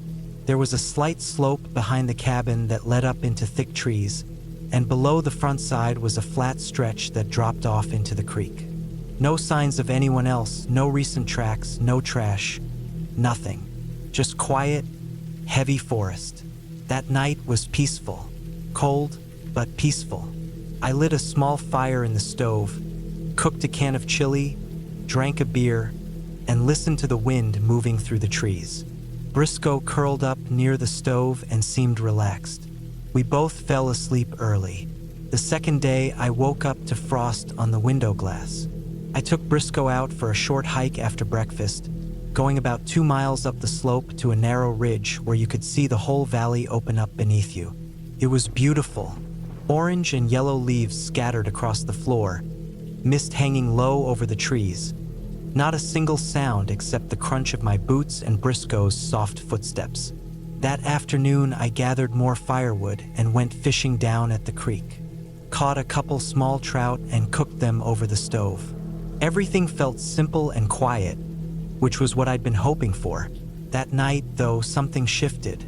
I was in bed by 10, with Briscoe sleeping near the foot of the mattress. I'd been drifting in and out of sleep when I heard a sharp clicking sound outside. Not close, maybe 50 yards out in the woods behind the cabin. I sat up and listened. Click, click, click. It wasn't an animal. It sounded deliberate, like 2 stones being knocked together, pausing, then tapped again. I got up slowly and grabbed the flashlight from the table. Briscoe was already on alert, ears up, body tense. When I stepped outside, it was dead silent. No wind, no rustling leaves, nothing. I shone the light into the woods but couldn't see more than 30 feet ahead. I walked to the edge of the tree line and listened again. Nothing. No clicks. No footsteps. Just the steady sound of the creek far below. After a few minutes, I went back inside and locked the door. Briscoe didn't sleep the rest of that night. He stayed alert, head up, watching the front window. The next morning, I went out to check the area behind the cabin. I didn't find anything at first.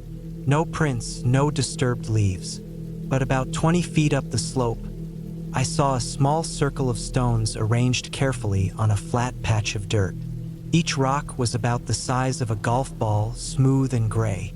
They'd been laid out in a perfect circle, too perfect to be natural. I felt something cold settle in my chest.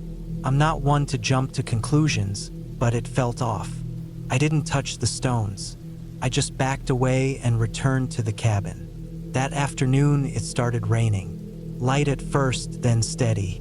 The trees around the cabin seemed to soak it up and drip constantly.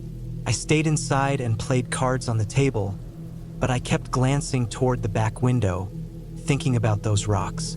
Around dusk, I heard the clicking again, this time from the front side, near the creek. It was louder, closer. Briscoe was growling, low and steady. I went to the window but couldn't see anything, just gray light, mist, and trees. Then came another sound, like branches snapping. Not just one, but several, like someone heavy was moving through them without care. Came in short bursts, then stopped. I stayed up all night with the rifle across my lap. The stove fire burned low, and Briscoe sat stiffly by the door, staring without blinking. Every now and then, we'd both hear it, soft footsteps outside the cabin, sometimes to the front, sometimes to the back. They'd come close, pause, then fade away. But never any knocking, never anything overt. It was like someone was circling, waiting. I didn't sleep. By morning, the rain had stopped. Everything was soaked. The cabin felt like it was shrinking around me, like the walls were pressing in. I knew I should leave, but I didn't want to walk back to the truck alone with Briscoe through 6 miles of woods. I decided I'd wait it out one more night, then leave at first light. Around noon, I went outside and walked the perimeter again. That's when I saw them, prints. Bare feet, human, but not right. They were long and narrow, with the toes splayed out too far. Nos chutred. Just deep impressions in the wet soil, leading from the slope behind the cabin down toward the creek, then looping around back.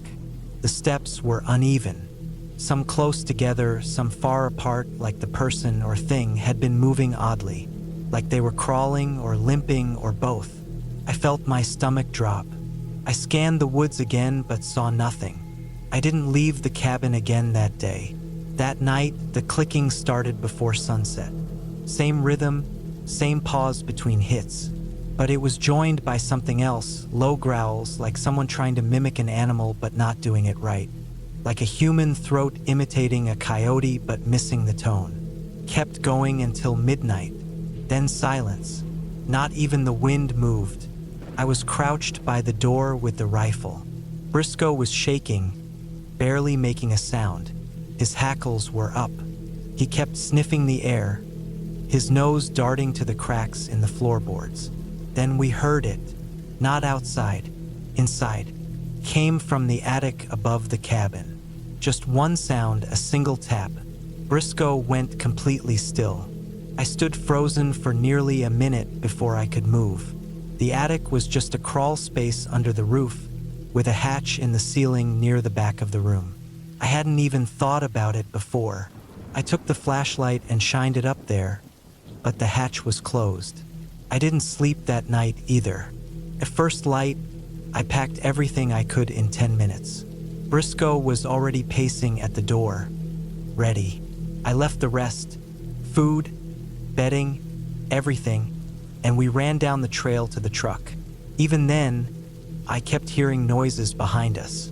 Twigs snapping, soft clicks echoing through the forest. Once, about halfway to the truck, Briscoe stopped and stared into the woods, his body stiff. I looked where he was looking and saw something move just barely. A figure, too tall to be a deer, too narrow to be human. It stood still for just a second, then crouched low and slipped behind a tree. I didn't wait to see more. We got in the truck, peeled out, and didn't stop driving until we reached town. I never went back. I asked my buddy a couple weeks later if anyone else had access to the cabin. He said no. His uncle had built it in the 70s and no one had used it in years. I didn't tell him everything. I just said I saw tracks, heard some stuff, and it didn't feel right. He shrugged and said, "Yeah, people say weird things happen up there. Always have." That was the last I heard about it. It's been years now. I've gone camping since. I've stayed in other cabins, but never that one, and never that deep into the woods again. I still think about what I saw or almost saw, the barefoot tracks, the clicking, the mimicry, the thing watching us. People throw the word skinwalker around like it's a ghost story, some kind of shapeshifter or witch or whatever. I don't believe in that stuff, but I believe something lives out there, something real. Something old, maybe not magical, maybe just dangerous. The kind of thing that's learned to live off the silence and the trees, away from roads and people. Something that watches, studies, waits. Whatever it was, it knew how to stay hidden. And that night, in that cabin, I think it wanted to see how close it could get. I think it almost got in.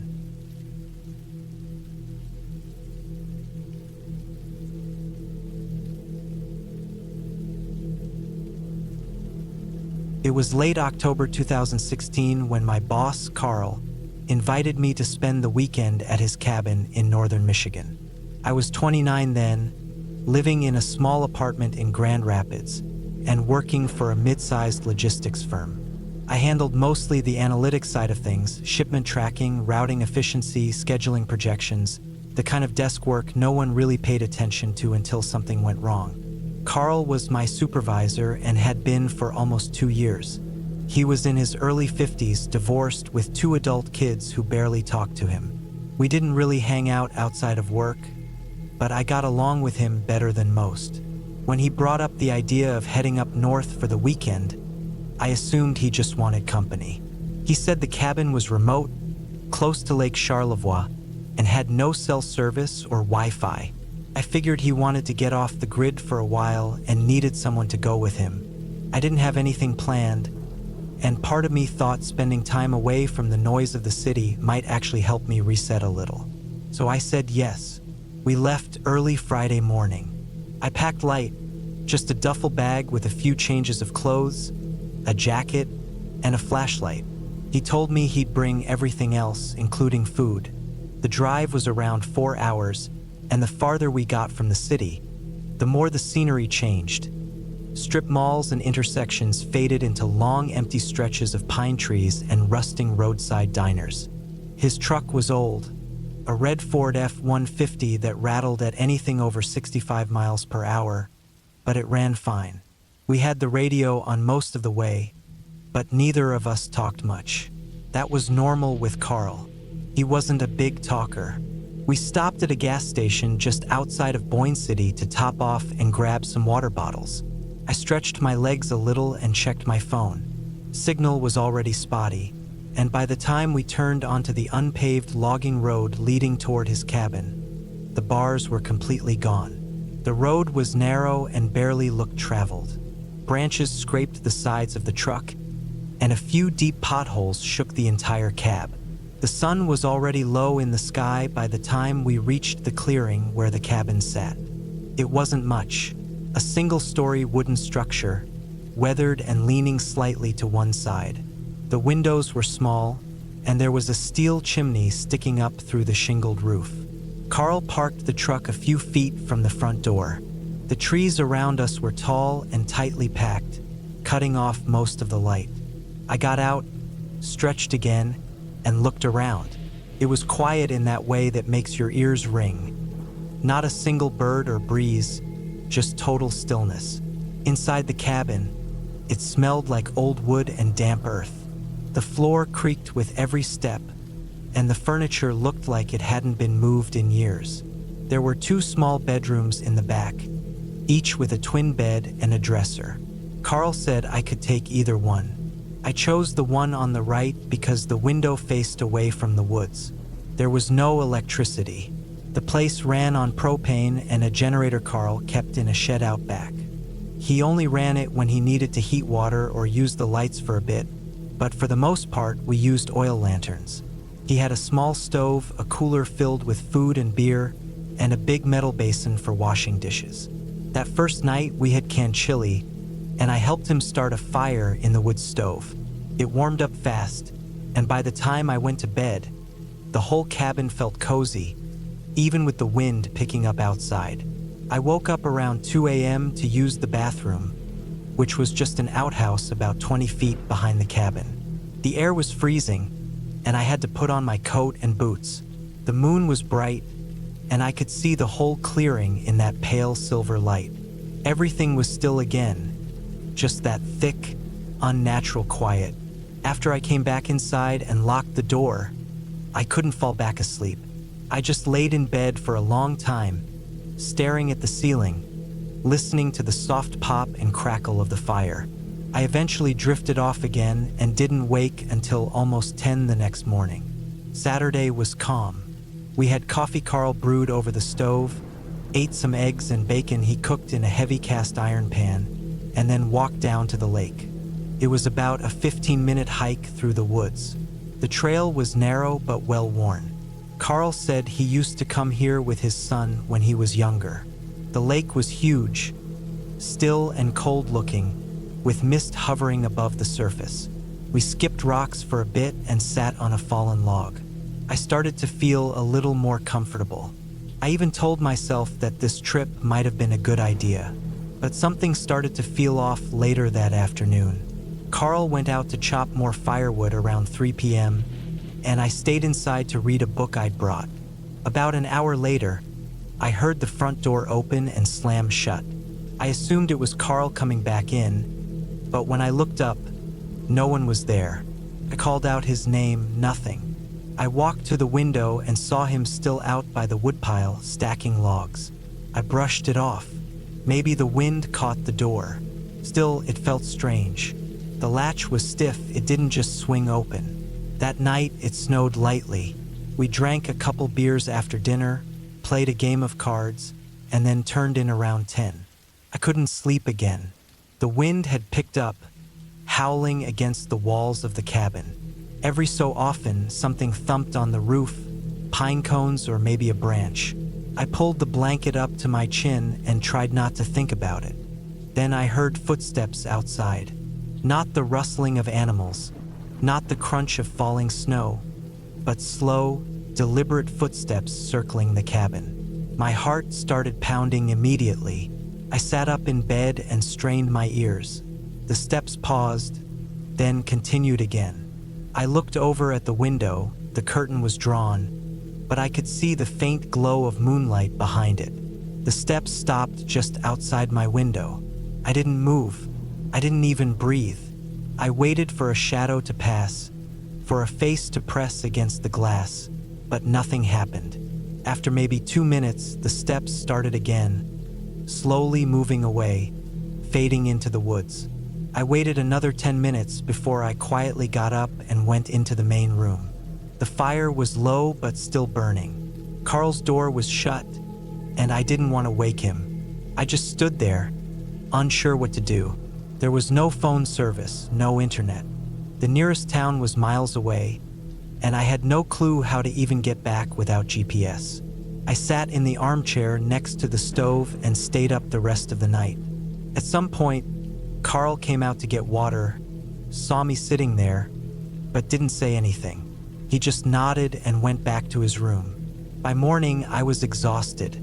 I thought about telling Carl what I'd heard, but it felt pointless. Could have been an animal, maybe even just my imagination. I was tired, wound up. But deep down, I knew it wasn't just in my head. We spent most of Sunday preparing to leave. Carl wanted to chop more wood to leave for the next time, and I cleaned up the cabin. I kept looking toward the tree line, expecting something or someone to be standing there, watching. Nothing ever appeared. We left around 3 in the afternoon. The road out looked different somehow, narrower, darker, like the trees had closed in a little more. When we got back to the highway and I finally got cell service again, I had 14 missed notifications.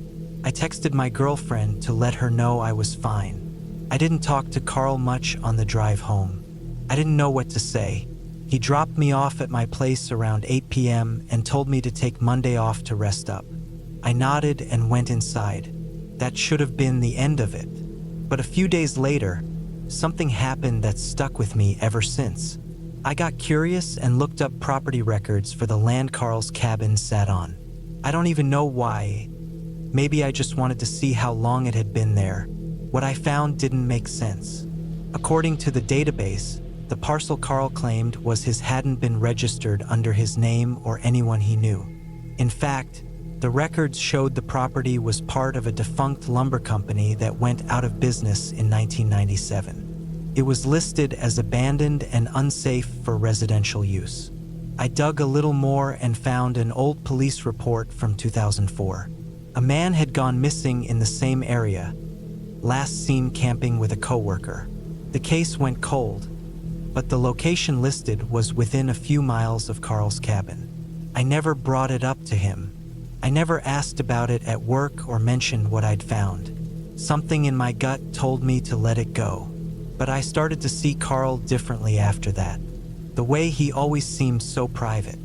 How he never talked about his past unless someone asked. I remembered that night. The footsteps, the door slamming, the silence. I couldn't stop wondering. Was there someone else out there that night? Or had it been Carl the whole time? I never went back to that cabin. I quit that job 6 months later after finding a new position across the state. I never told anyone why, but I still think about that weekend, about the door swinging open, The footsteps, the missing man, the empty woods, and I still wonder what would have happened if I'd opened the curtain that night, or worse, stepped outside.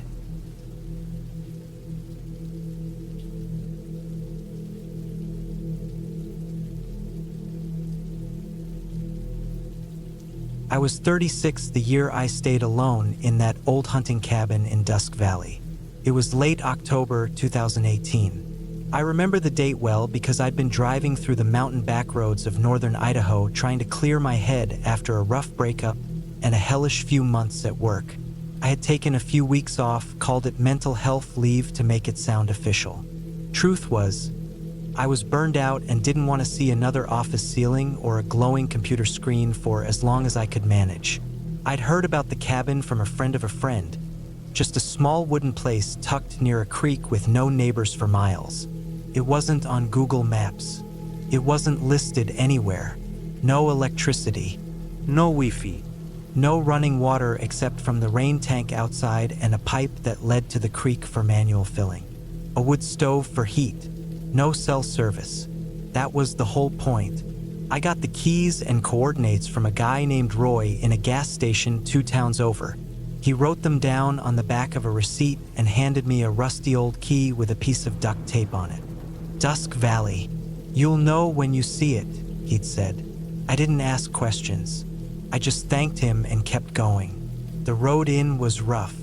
I followed a gravel trail off a logging road that narrowed into a dirt path barely wider than my pickup. Branches scraped the sides.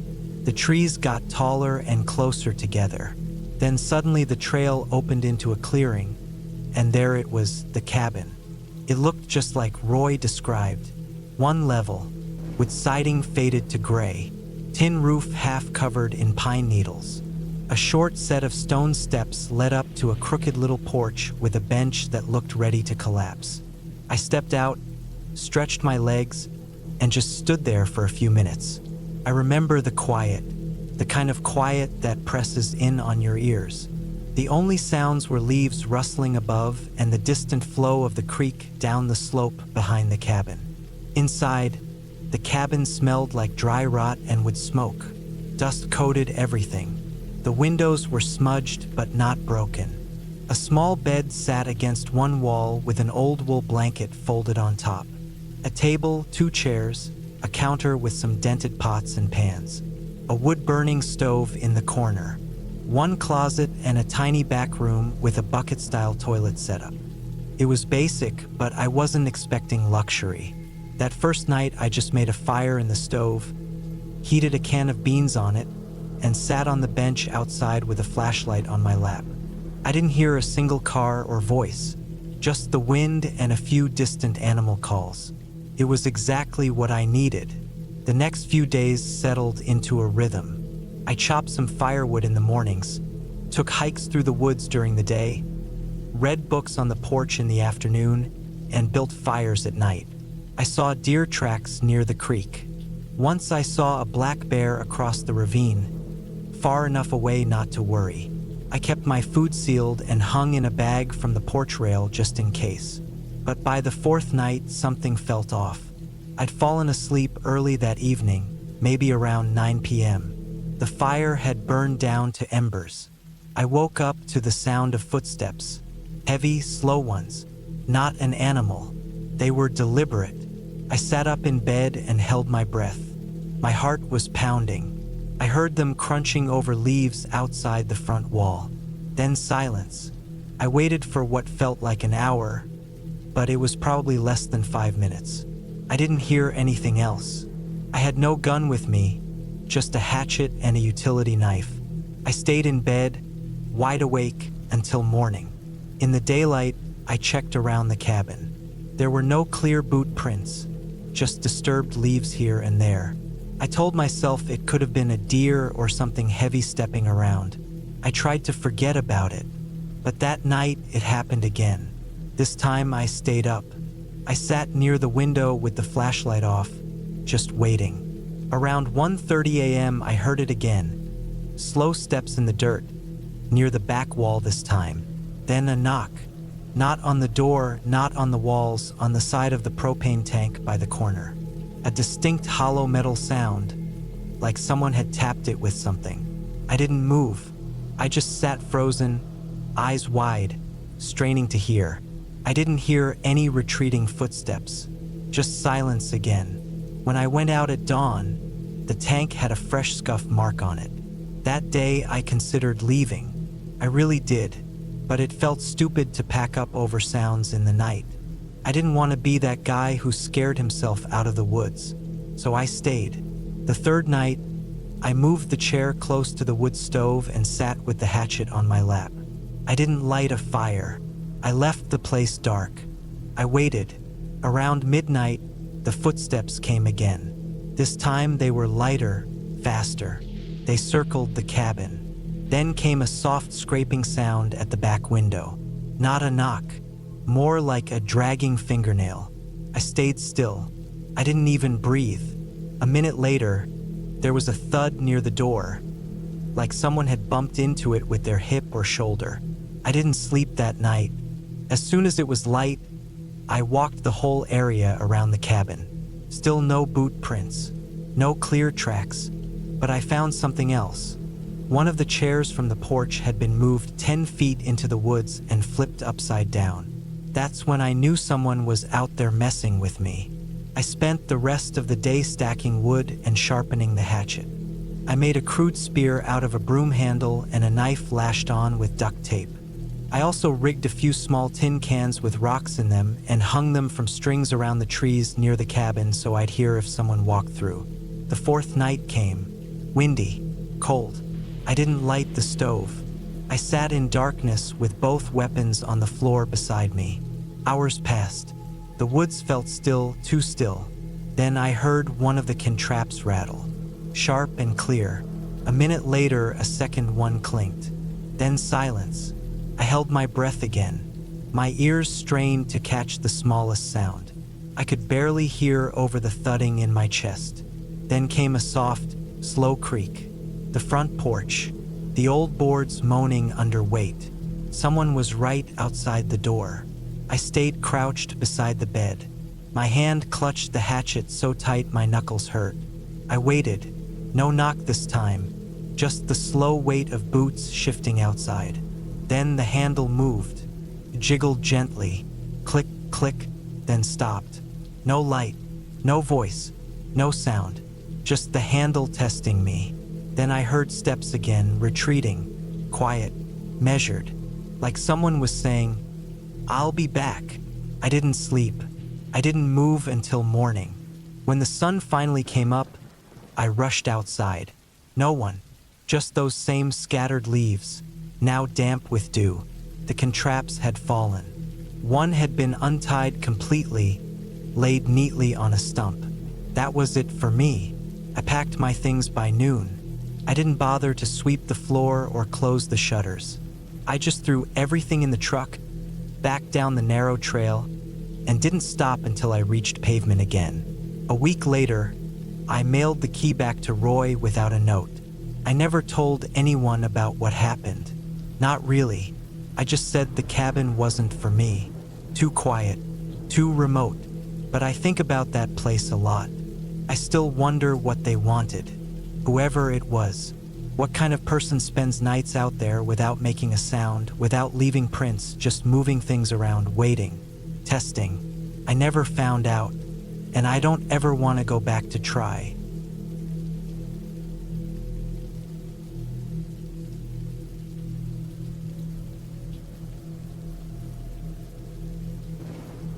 It was late October of 2019 when I decided to take a short break and go up to a small cabin I had inherited from my uncle outside Missoula, Montana.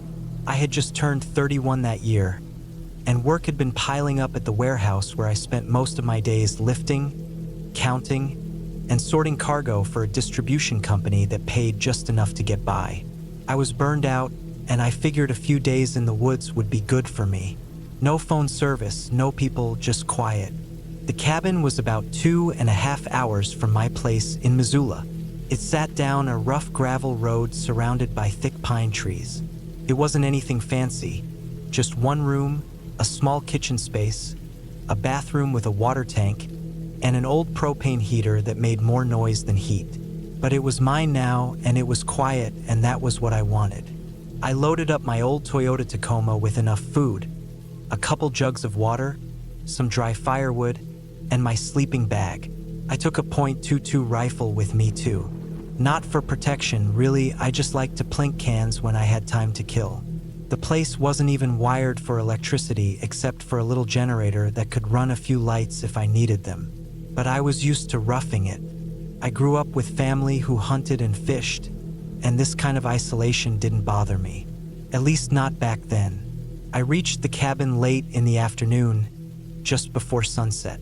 The air had that crisp bite that meant winter was close. Leaves crunched under the tires, and the branches over the road brushed against the roof of the truck. The place looked about the same as I remembered from when I visited it as a teenager with my uncle. The roof sagged slightly, and the door creaked when I pushed it open, but it was still solid.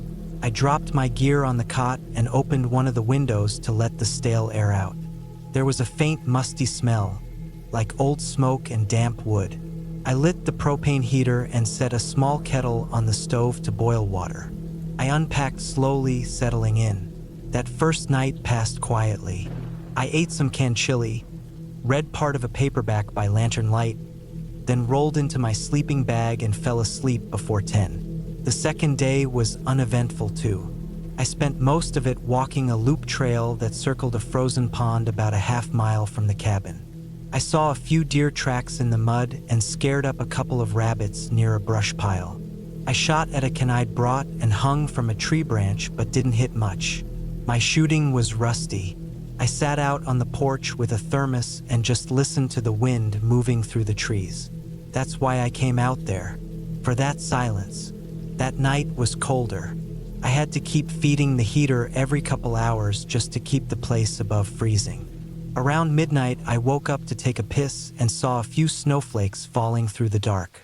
I stood on the steps, looking out into the black woods with my breath steaming out in front of me.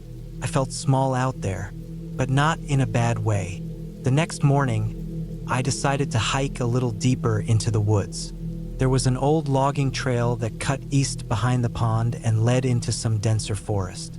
My uncle told me once that it used to connect to another cabin that a friend of his built in the 80s, but I'd never gone far enough to find it.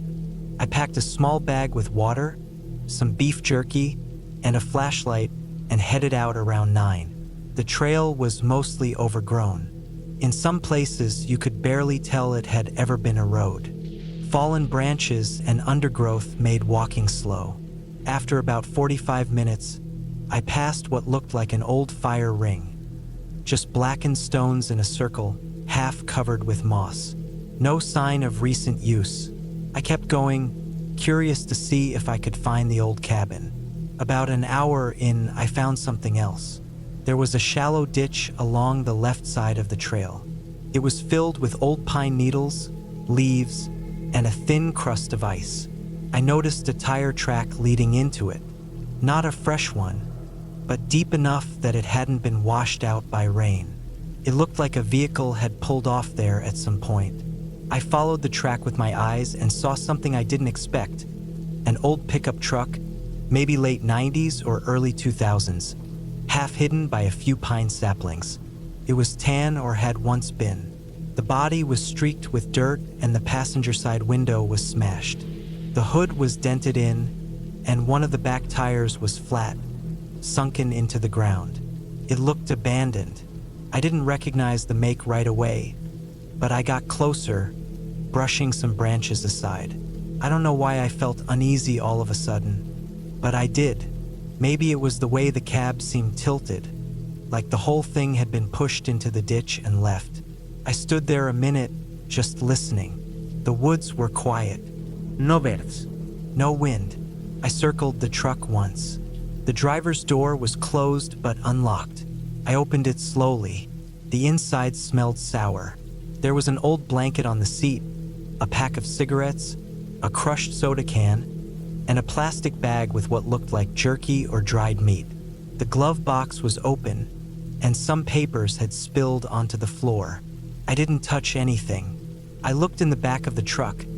There was a broken cooler and a long rusted chain, like the kind you'd use to tow something. I checked the license plate. It was faded, but I could still make out the Montana numbers. The tags were from 2017. That's when I started feeling weird about the whole thing. It hadn't been there long enough to rot, but nobody had come to get it either. I backed away and decided to turn around. I never found the old cabin. That night, I couldn't sleep. I kept picturing that truck in my head. The broken glass, the dented hood, the stuff inside. It didn't feel like someone had just broken down. It felt like someone had left in a hurry, or hadn't left at all. The next day, I tried to keep busy. I cut some dead limbs near the cabin, swept out the inside, and spent an hour repairing a loose hinge on the door. But I kept glancing toward the trail behind the pond. I thought about hiking back out and taking another look, but I didn't. Instead, I stayed close and kept the rifle nearby, which I hadn't done before. That night it snowed. Not heavy, but enough to cover the ground in a thin white layer. I sat inside with the lantern lit and tried reading again, but my eyes kept drifting to the window. Around midnight, I heard something that made my heart stop. A branch snapped, close, not like the ones that fall under snow weight. This was clean and sharp, like someone stepped on it. I turned the lantern off and moved to the window. I couldn't see anything at first, just snow-covered ground and black trees. I crouched and waited. A minute passed. Then I saw movement. Something low and dark moved between the trees. It wasn't an animal. It walked upright. It moved slow, careful, like it was trying not to be seen. I couldn't make out the face, but the shape of it, broad shoulders, thick jacket, maybe a hood. I stayed frozen, passed behind the outhouse and disappeared. I didn't sleep that night. In the morning, I walked outside. I didn't see any tracks at first, but near the edge of the trees, past the firewood pile, I found a few. They were shallow but clear. Bootprints. Bigger than mine, heading toward the cabin, then veering off. That was enough for me. I packed everything into the truck in less than 10 minutes. I didn't care about the leftover food or firewood. I just wanted out. I checked the rifle 3 times before putting it on the seat beside me. I drove fast down the gravel road, sliding once on a patch of ice but keeping it on the path. I didn't stop until I got back to Missoula. Later that week, I made an anonymous call to the sheriff's office and reported the truck in the woods. I didn't leave my name. I never heard anything on the news about it. No missing person reports. No recovered body. Nothing. I never went back to that cabin. A few months later, I sold it. Cheap. Sometimes I still wonder who it was that night. Why they were out there. Why they didn't knock or speak or leave a note. Why they came so close to the cabin and then vanished back into the woods. But most of the time, I try not to think about it.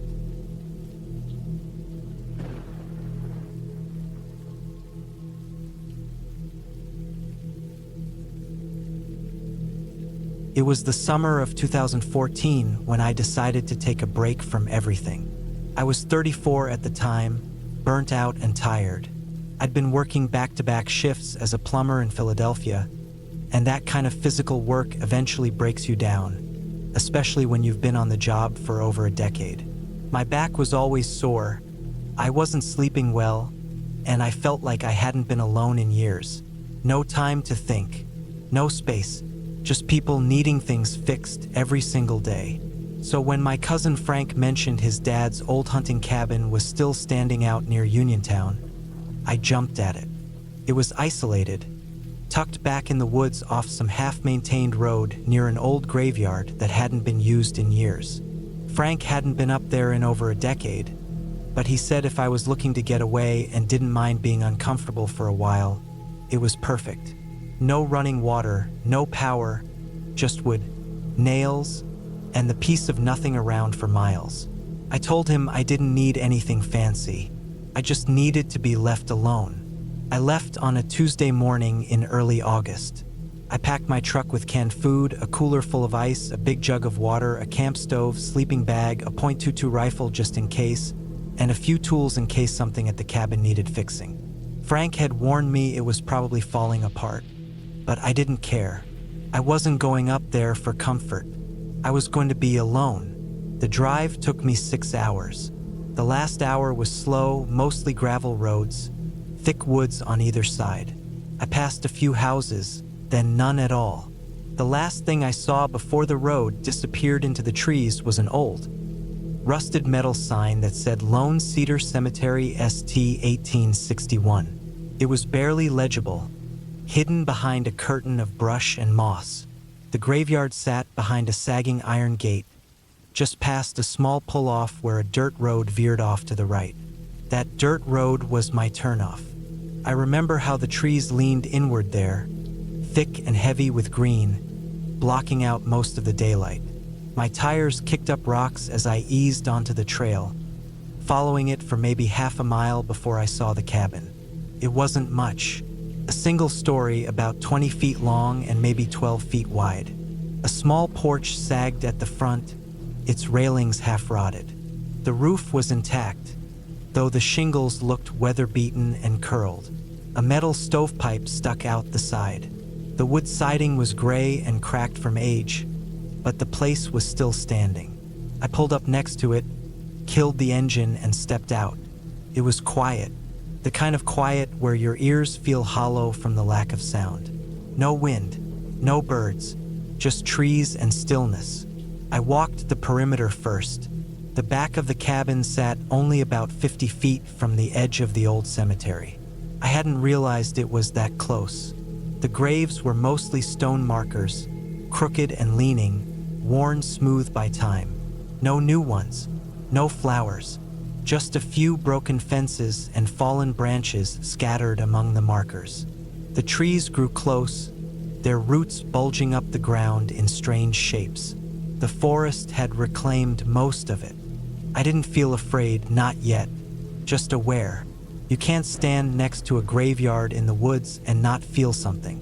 It wasn't creepy exactly, just dead. Like the place had long stopped caring if anyone ever came back. The cabin's front door opened with a little force, swollen from humidity. The inside smelled like old wood and mold.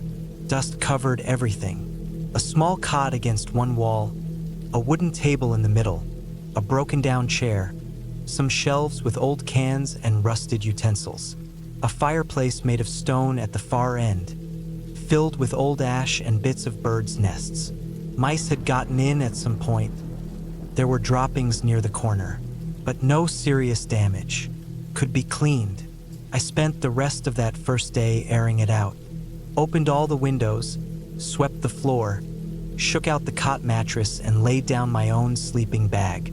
I set up my food on the shelves and tested the little camp stove on the porch. As evening came, I lit a small fire in the fireplace, more for company than heat, and sat out front while the sky went purple through the trees. That night, I barely slept.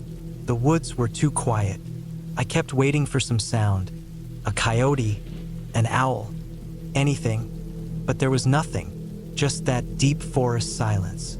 Once or twice, I thought I heard something shift outside, a creak of wood or crunch of leaves. I sat up in the dark, holding the rifle across my lap, and waited, but nothing came.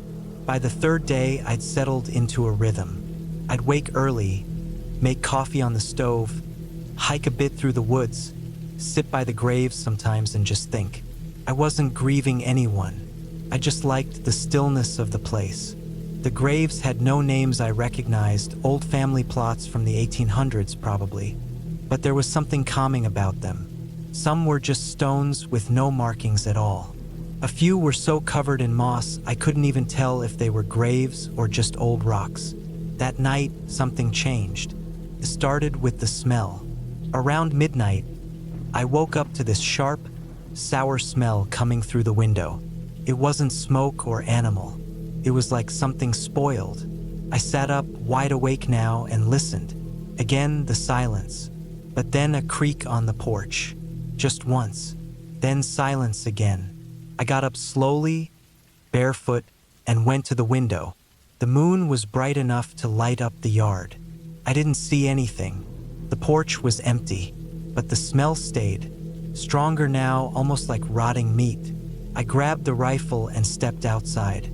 It hit me even harder out there.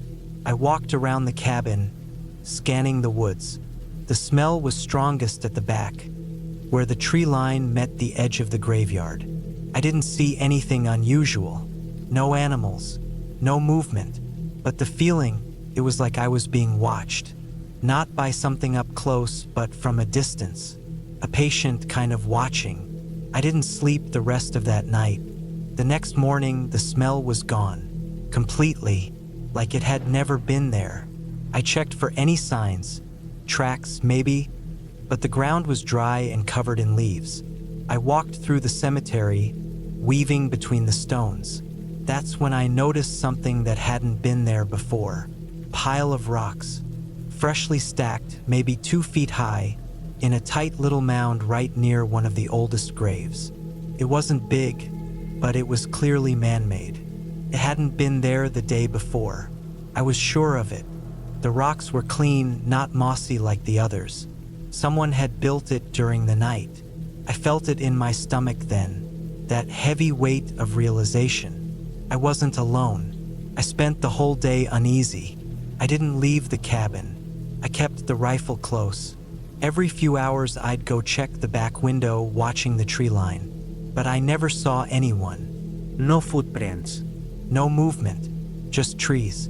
That night, I didn't light a fire. I didn't want to make myself a target. I sat in the dark, watching the windows, heart pounding at every sound. And there were sounds now, small ones, the snap of a twig, the soft brush of something against wood. At one point, I heard something drag across the side of the cabin, long and slow, like fingers across the wall. I didn't move. I didn't breathe. I sat there until the sky began to lighten. When morning came, I walked the perimeter again. On the west side of the cabin, near the firewood stack, I found 3 long scratches in the dirt. They weren't from claws or anything like that. They looked like someone had dragged a stick or metal rod through the soil. 3 lines, side by side, running about 5 feet long. That was enough for me. I packed my gear in under an hour. I didn't care how tired I was. I loaded the truck and got ready to leave. But before I pulled out, I walked back to the graveyard one last time. I don't know why. Maybe to prove to myself it was all in my head. But it wasn't. The rock pile had grown. It was nearly twice the size now. Still the same shape, but taller. And this time there was something on top. A dead bird carefully placed. Its wings were splayed out, eyes still open, body not yet stiff. It hadn't been dead long. I didn't touch it. I didn't stay. I backed out of there so fast I nearly took the mirror off on a tree. I didn't stop driving until I hit pavement again. Even then, I kept checking the rearview mirror, half expecting to see someone standing in the road behind me.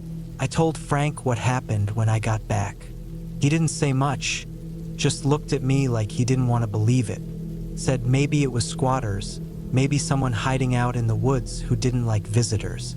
I agreed with him because it was easier than trying to explain the way it felt.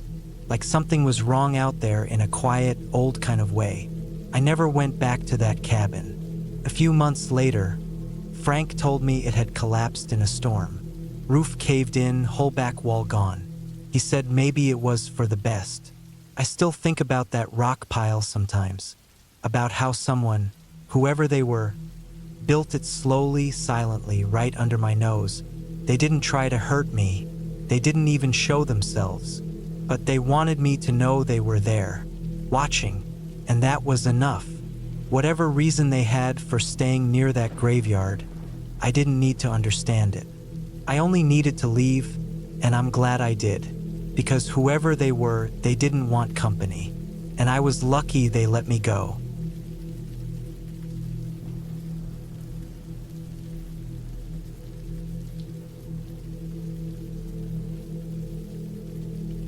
It was the fall of 2016 when I decided to start building a small cabin on a piece of land I'd bought 2 years earlier. I was 34 at the time, living in Idaho, and working part-time doing maintenance for a local water district. I'd saved up enough money over the years to buy 6 acres of cheap forested land out past the edge of Salmon, near a section of national forest. It was quiet out there, wild in a way that felt different from town. The trees were thick and old, mostly pine and fir, and the elevation meant the nights got cold quick once the sun dipped behind the ridgeline.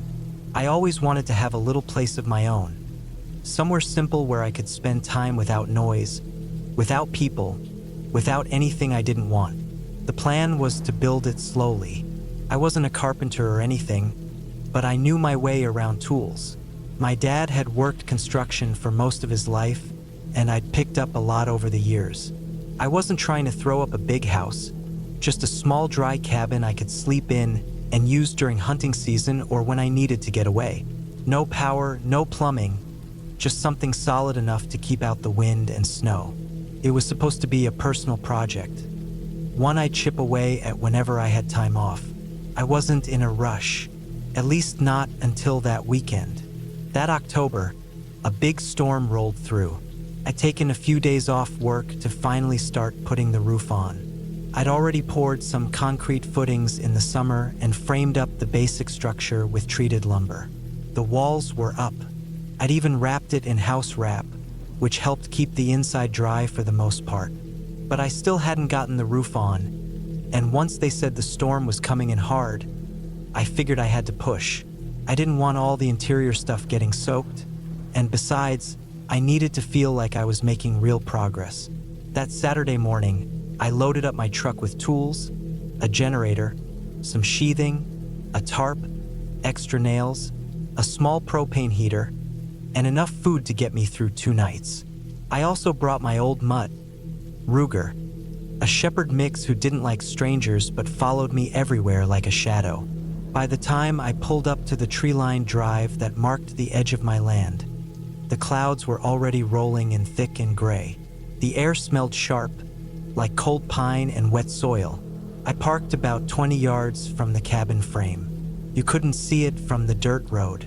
That was one of the reasons I liked the land. Plenty of natural cover.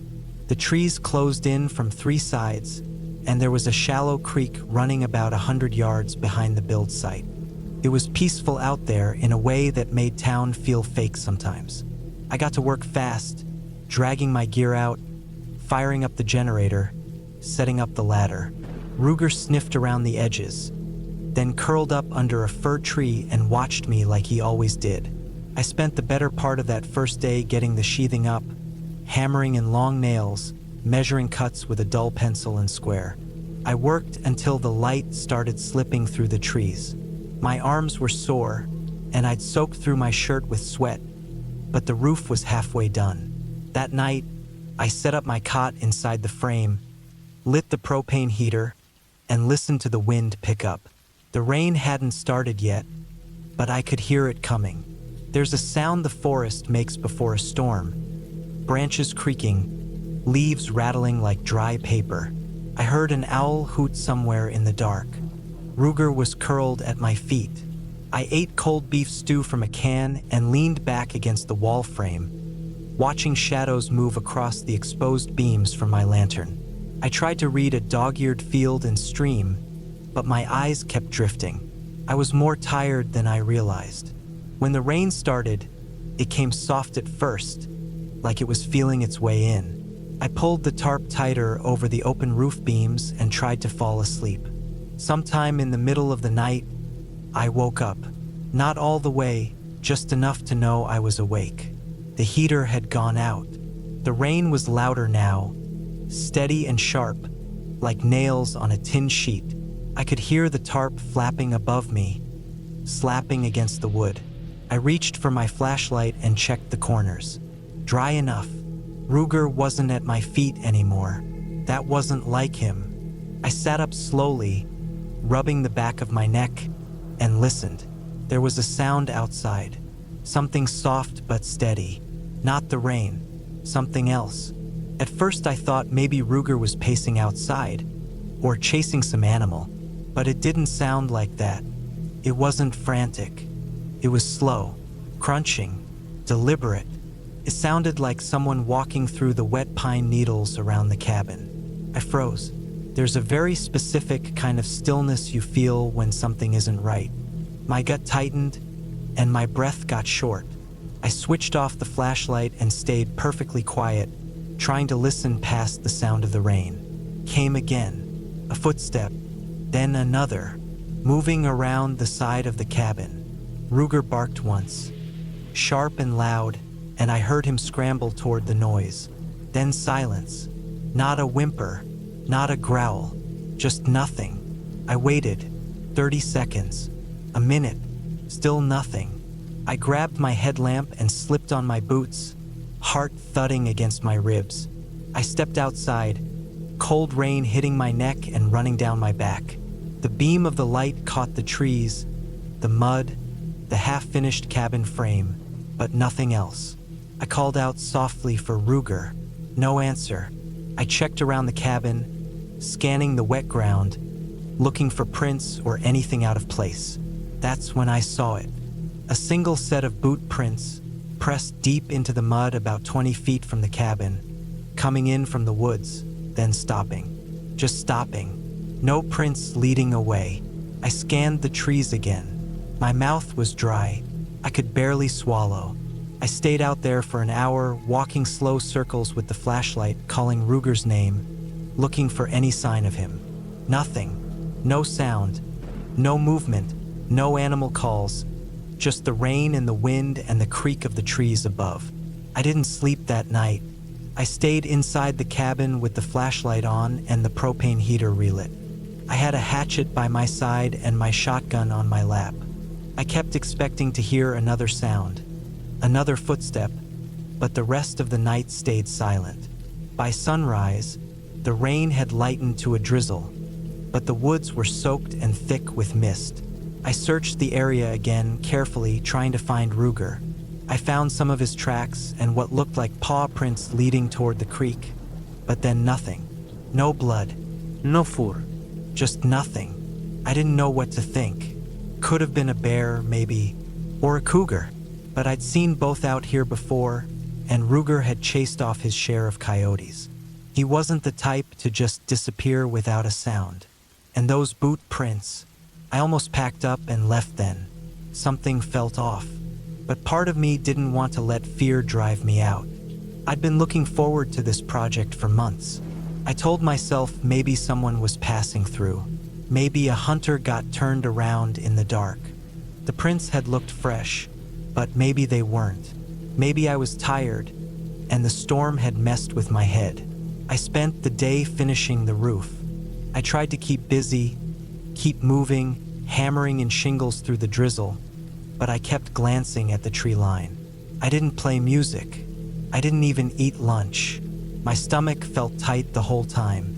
That night, I stayed in the cabin again. I didn't light the heater. I didn't use the lantern. I sat in the dark with the shotgun across my lap and the headlamp in my hand. The forest was quiet again. Too quiet. Around midnight, the rain started up heavy again. I heard it pounding on the new roof, steady and thick. I felt better being under cover, but I couldn't relax. I kept listening for footsteps, for branches snapping. I didn't hear anything until about 3 in the morning. It was faint, a scraping sound, not close, maybe 100 feet off in the woods. Then silence, then again closer this time. It sounded like something dragging along bark. A branch? A stick? Then I heard the footsteps. Slow. Vet. Soft. Then a metallic sound, like a chain rattling. My whole body was frozen. I switched off the headlamp and listened, breathing through my nose, barely moving. The footsteps stopped about 30 feet from the cabin. I waited. Every minute stretched like an hour. Then nothing. No more sounds. The rest of the night passed like that. By dawn, I was soaked with sweat. The air was cold, but my hands were slick and my back was damp under my jacket. I didn't wait. I packed everything up, tossed it in the truck without organizing. I didn't even check the creek again. I didn't find Ruger. I didn't want to. I drove back to town and didn't talk to anyone for 2 days. The following week, I came back during daylight with a friend from work. We hiked the land, checked the creek, followed the game trails. Nothing. No signs of anything. Not even the boot prints. But I never forgot them. That winter, I finished the cabin, installed a door, built a small stove, sealed the gaps. But I never stayed overnight again. I visit it sometimes now, only during the day. It's quiet like it always was. But I can't shake that feeling from those 2 nights. The sound of footsteps, the dragging chain, the prints that stopped cold. I don't know who or what was out there, but I know what I heard. And I know Ruger never came back. That cabin stands solid now, tucked deep in the woods where no one can see it. But every time I go out there, I park close. I keep my keys in my pocket. And I always leave before the sun goes down.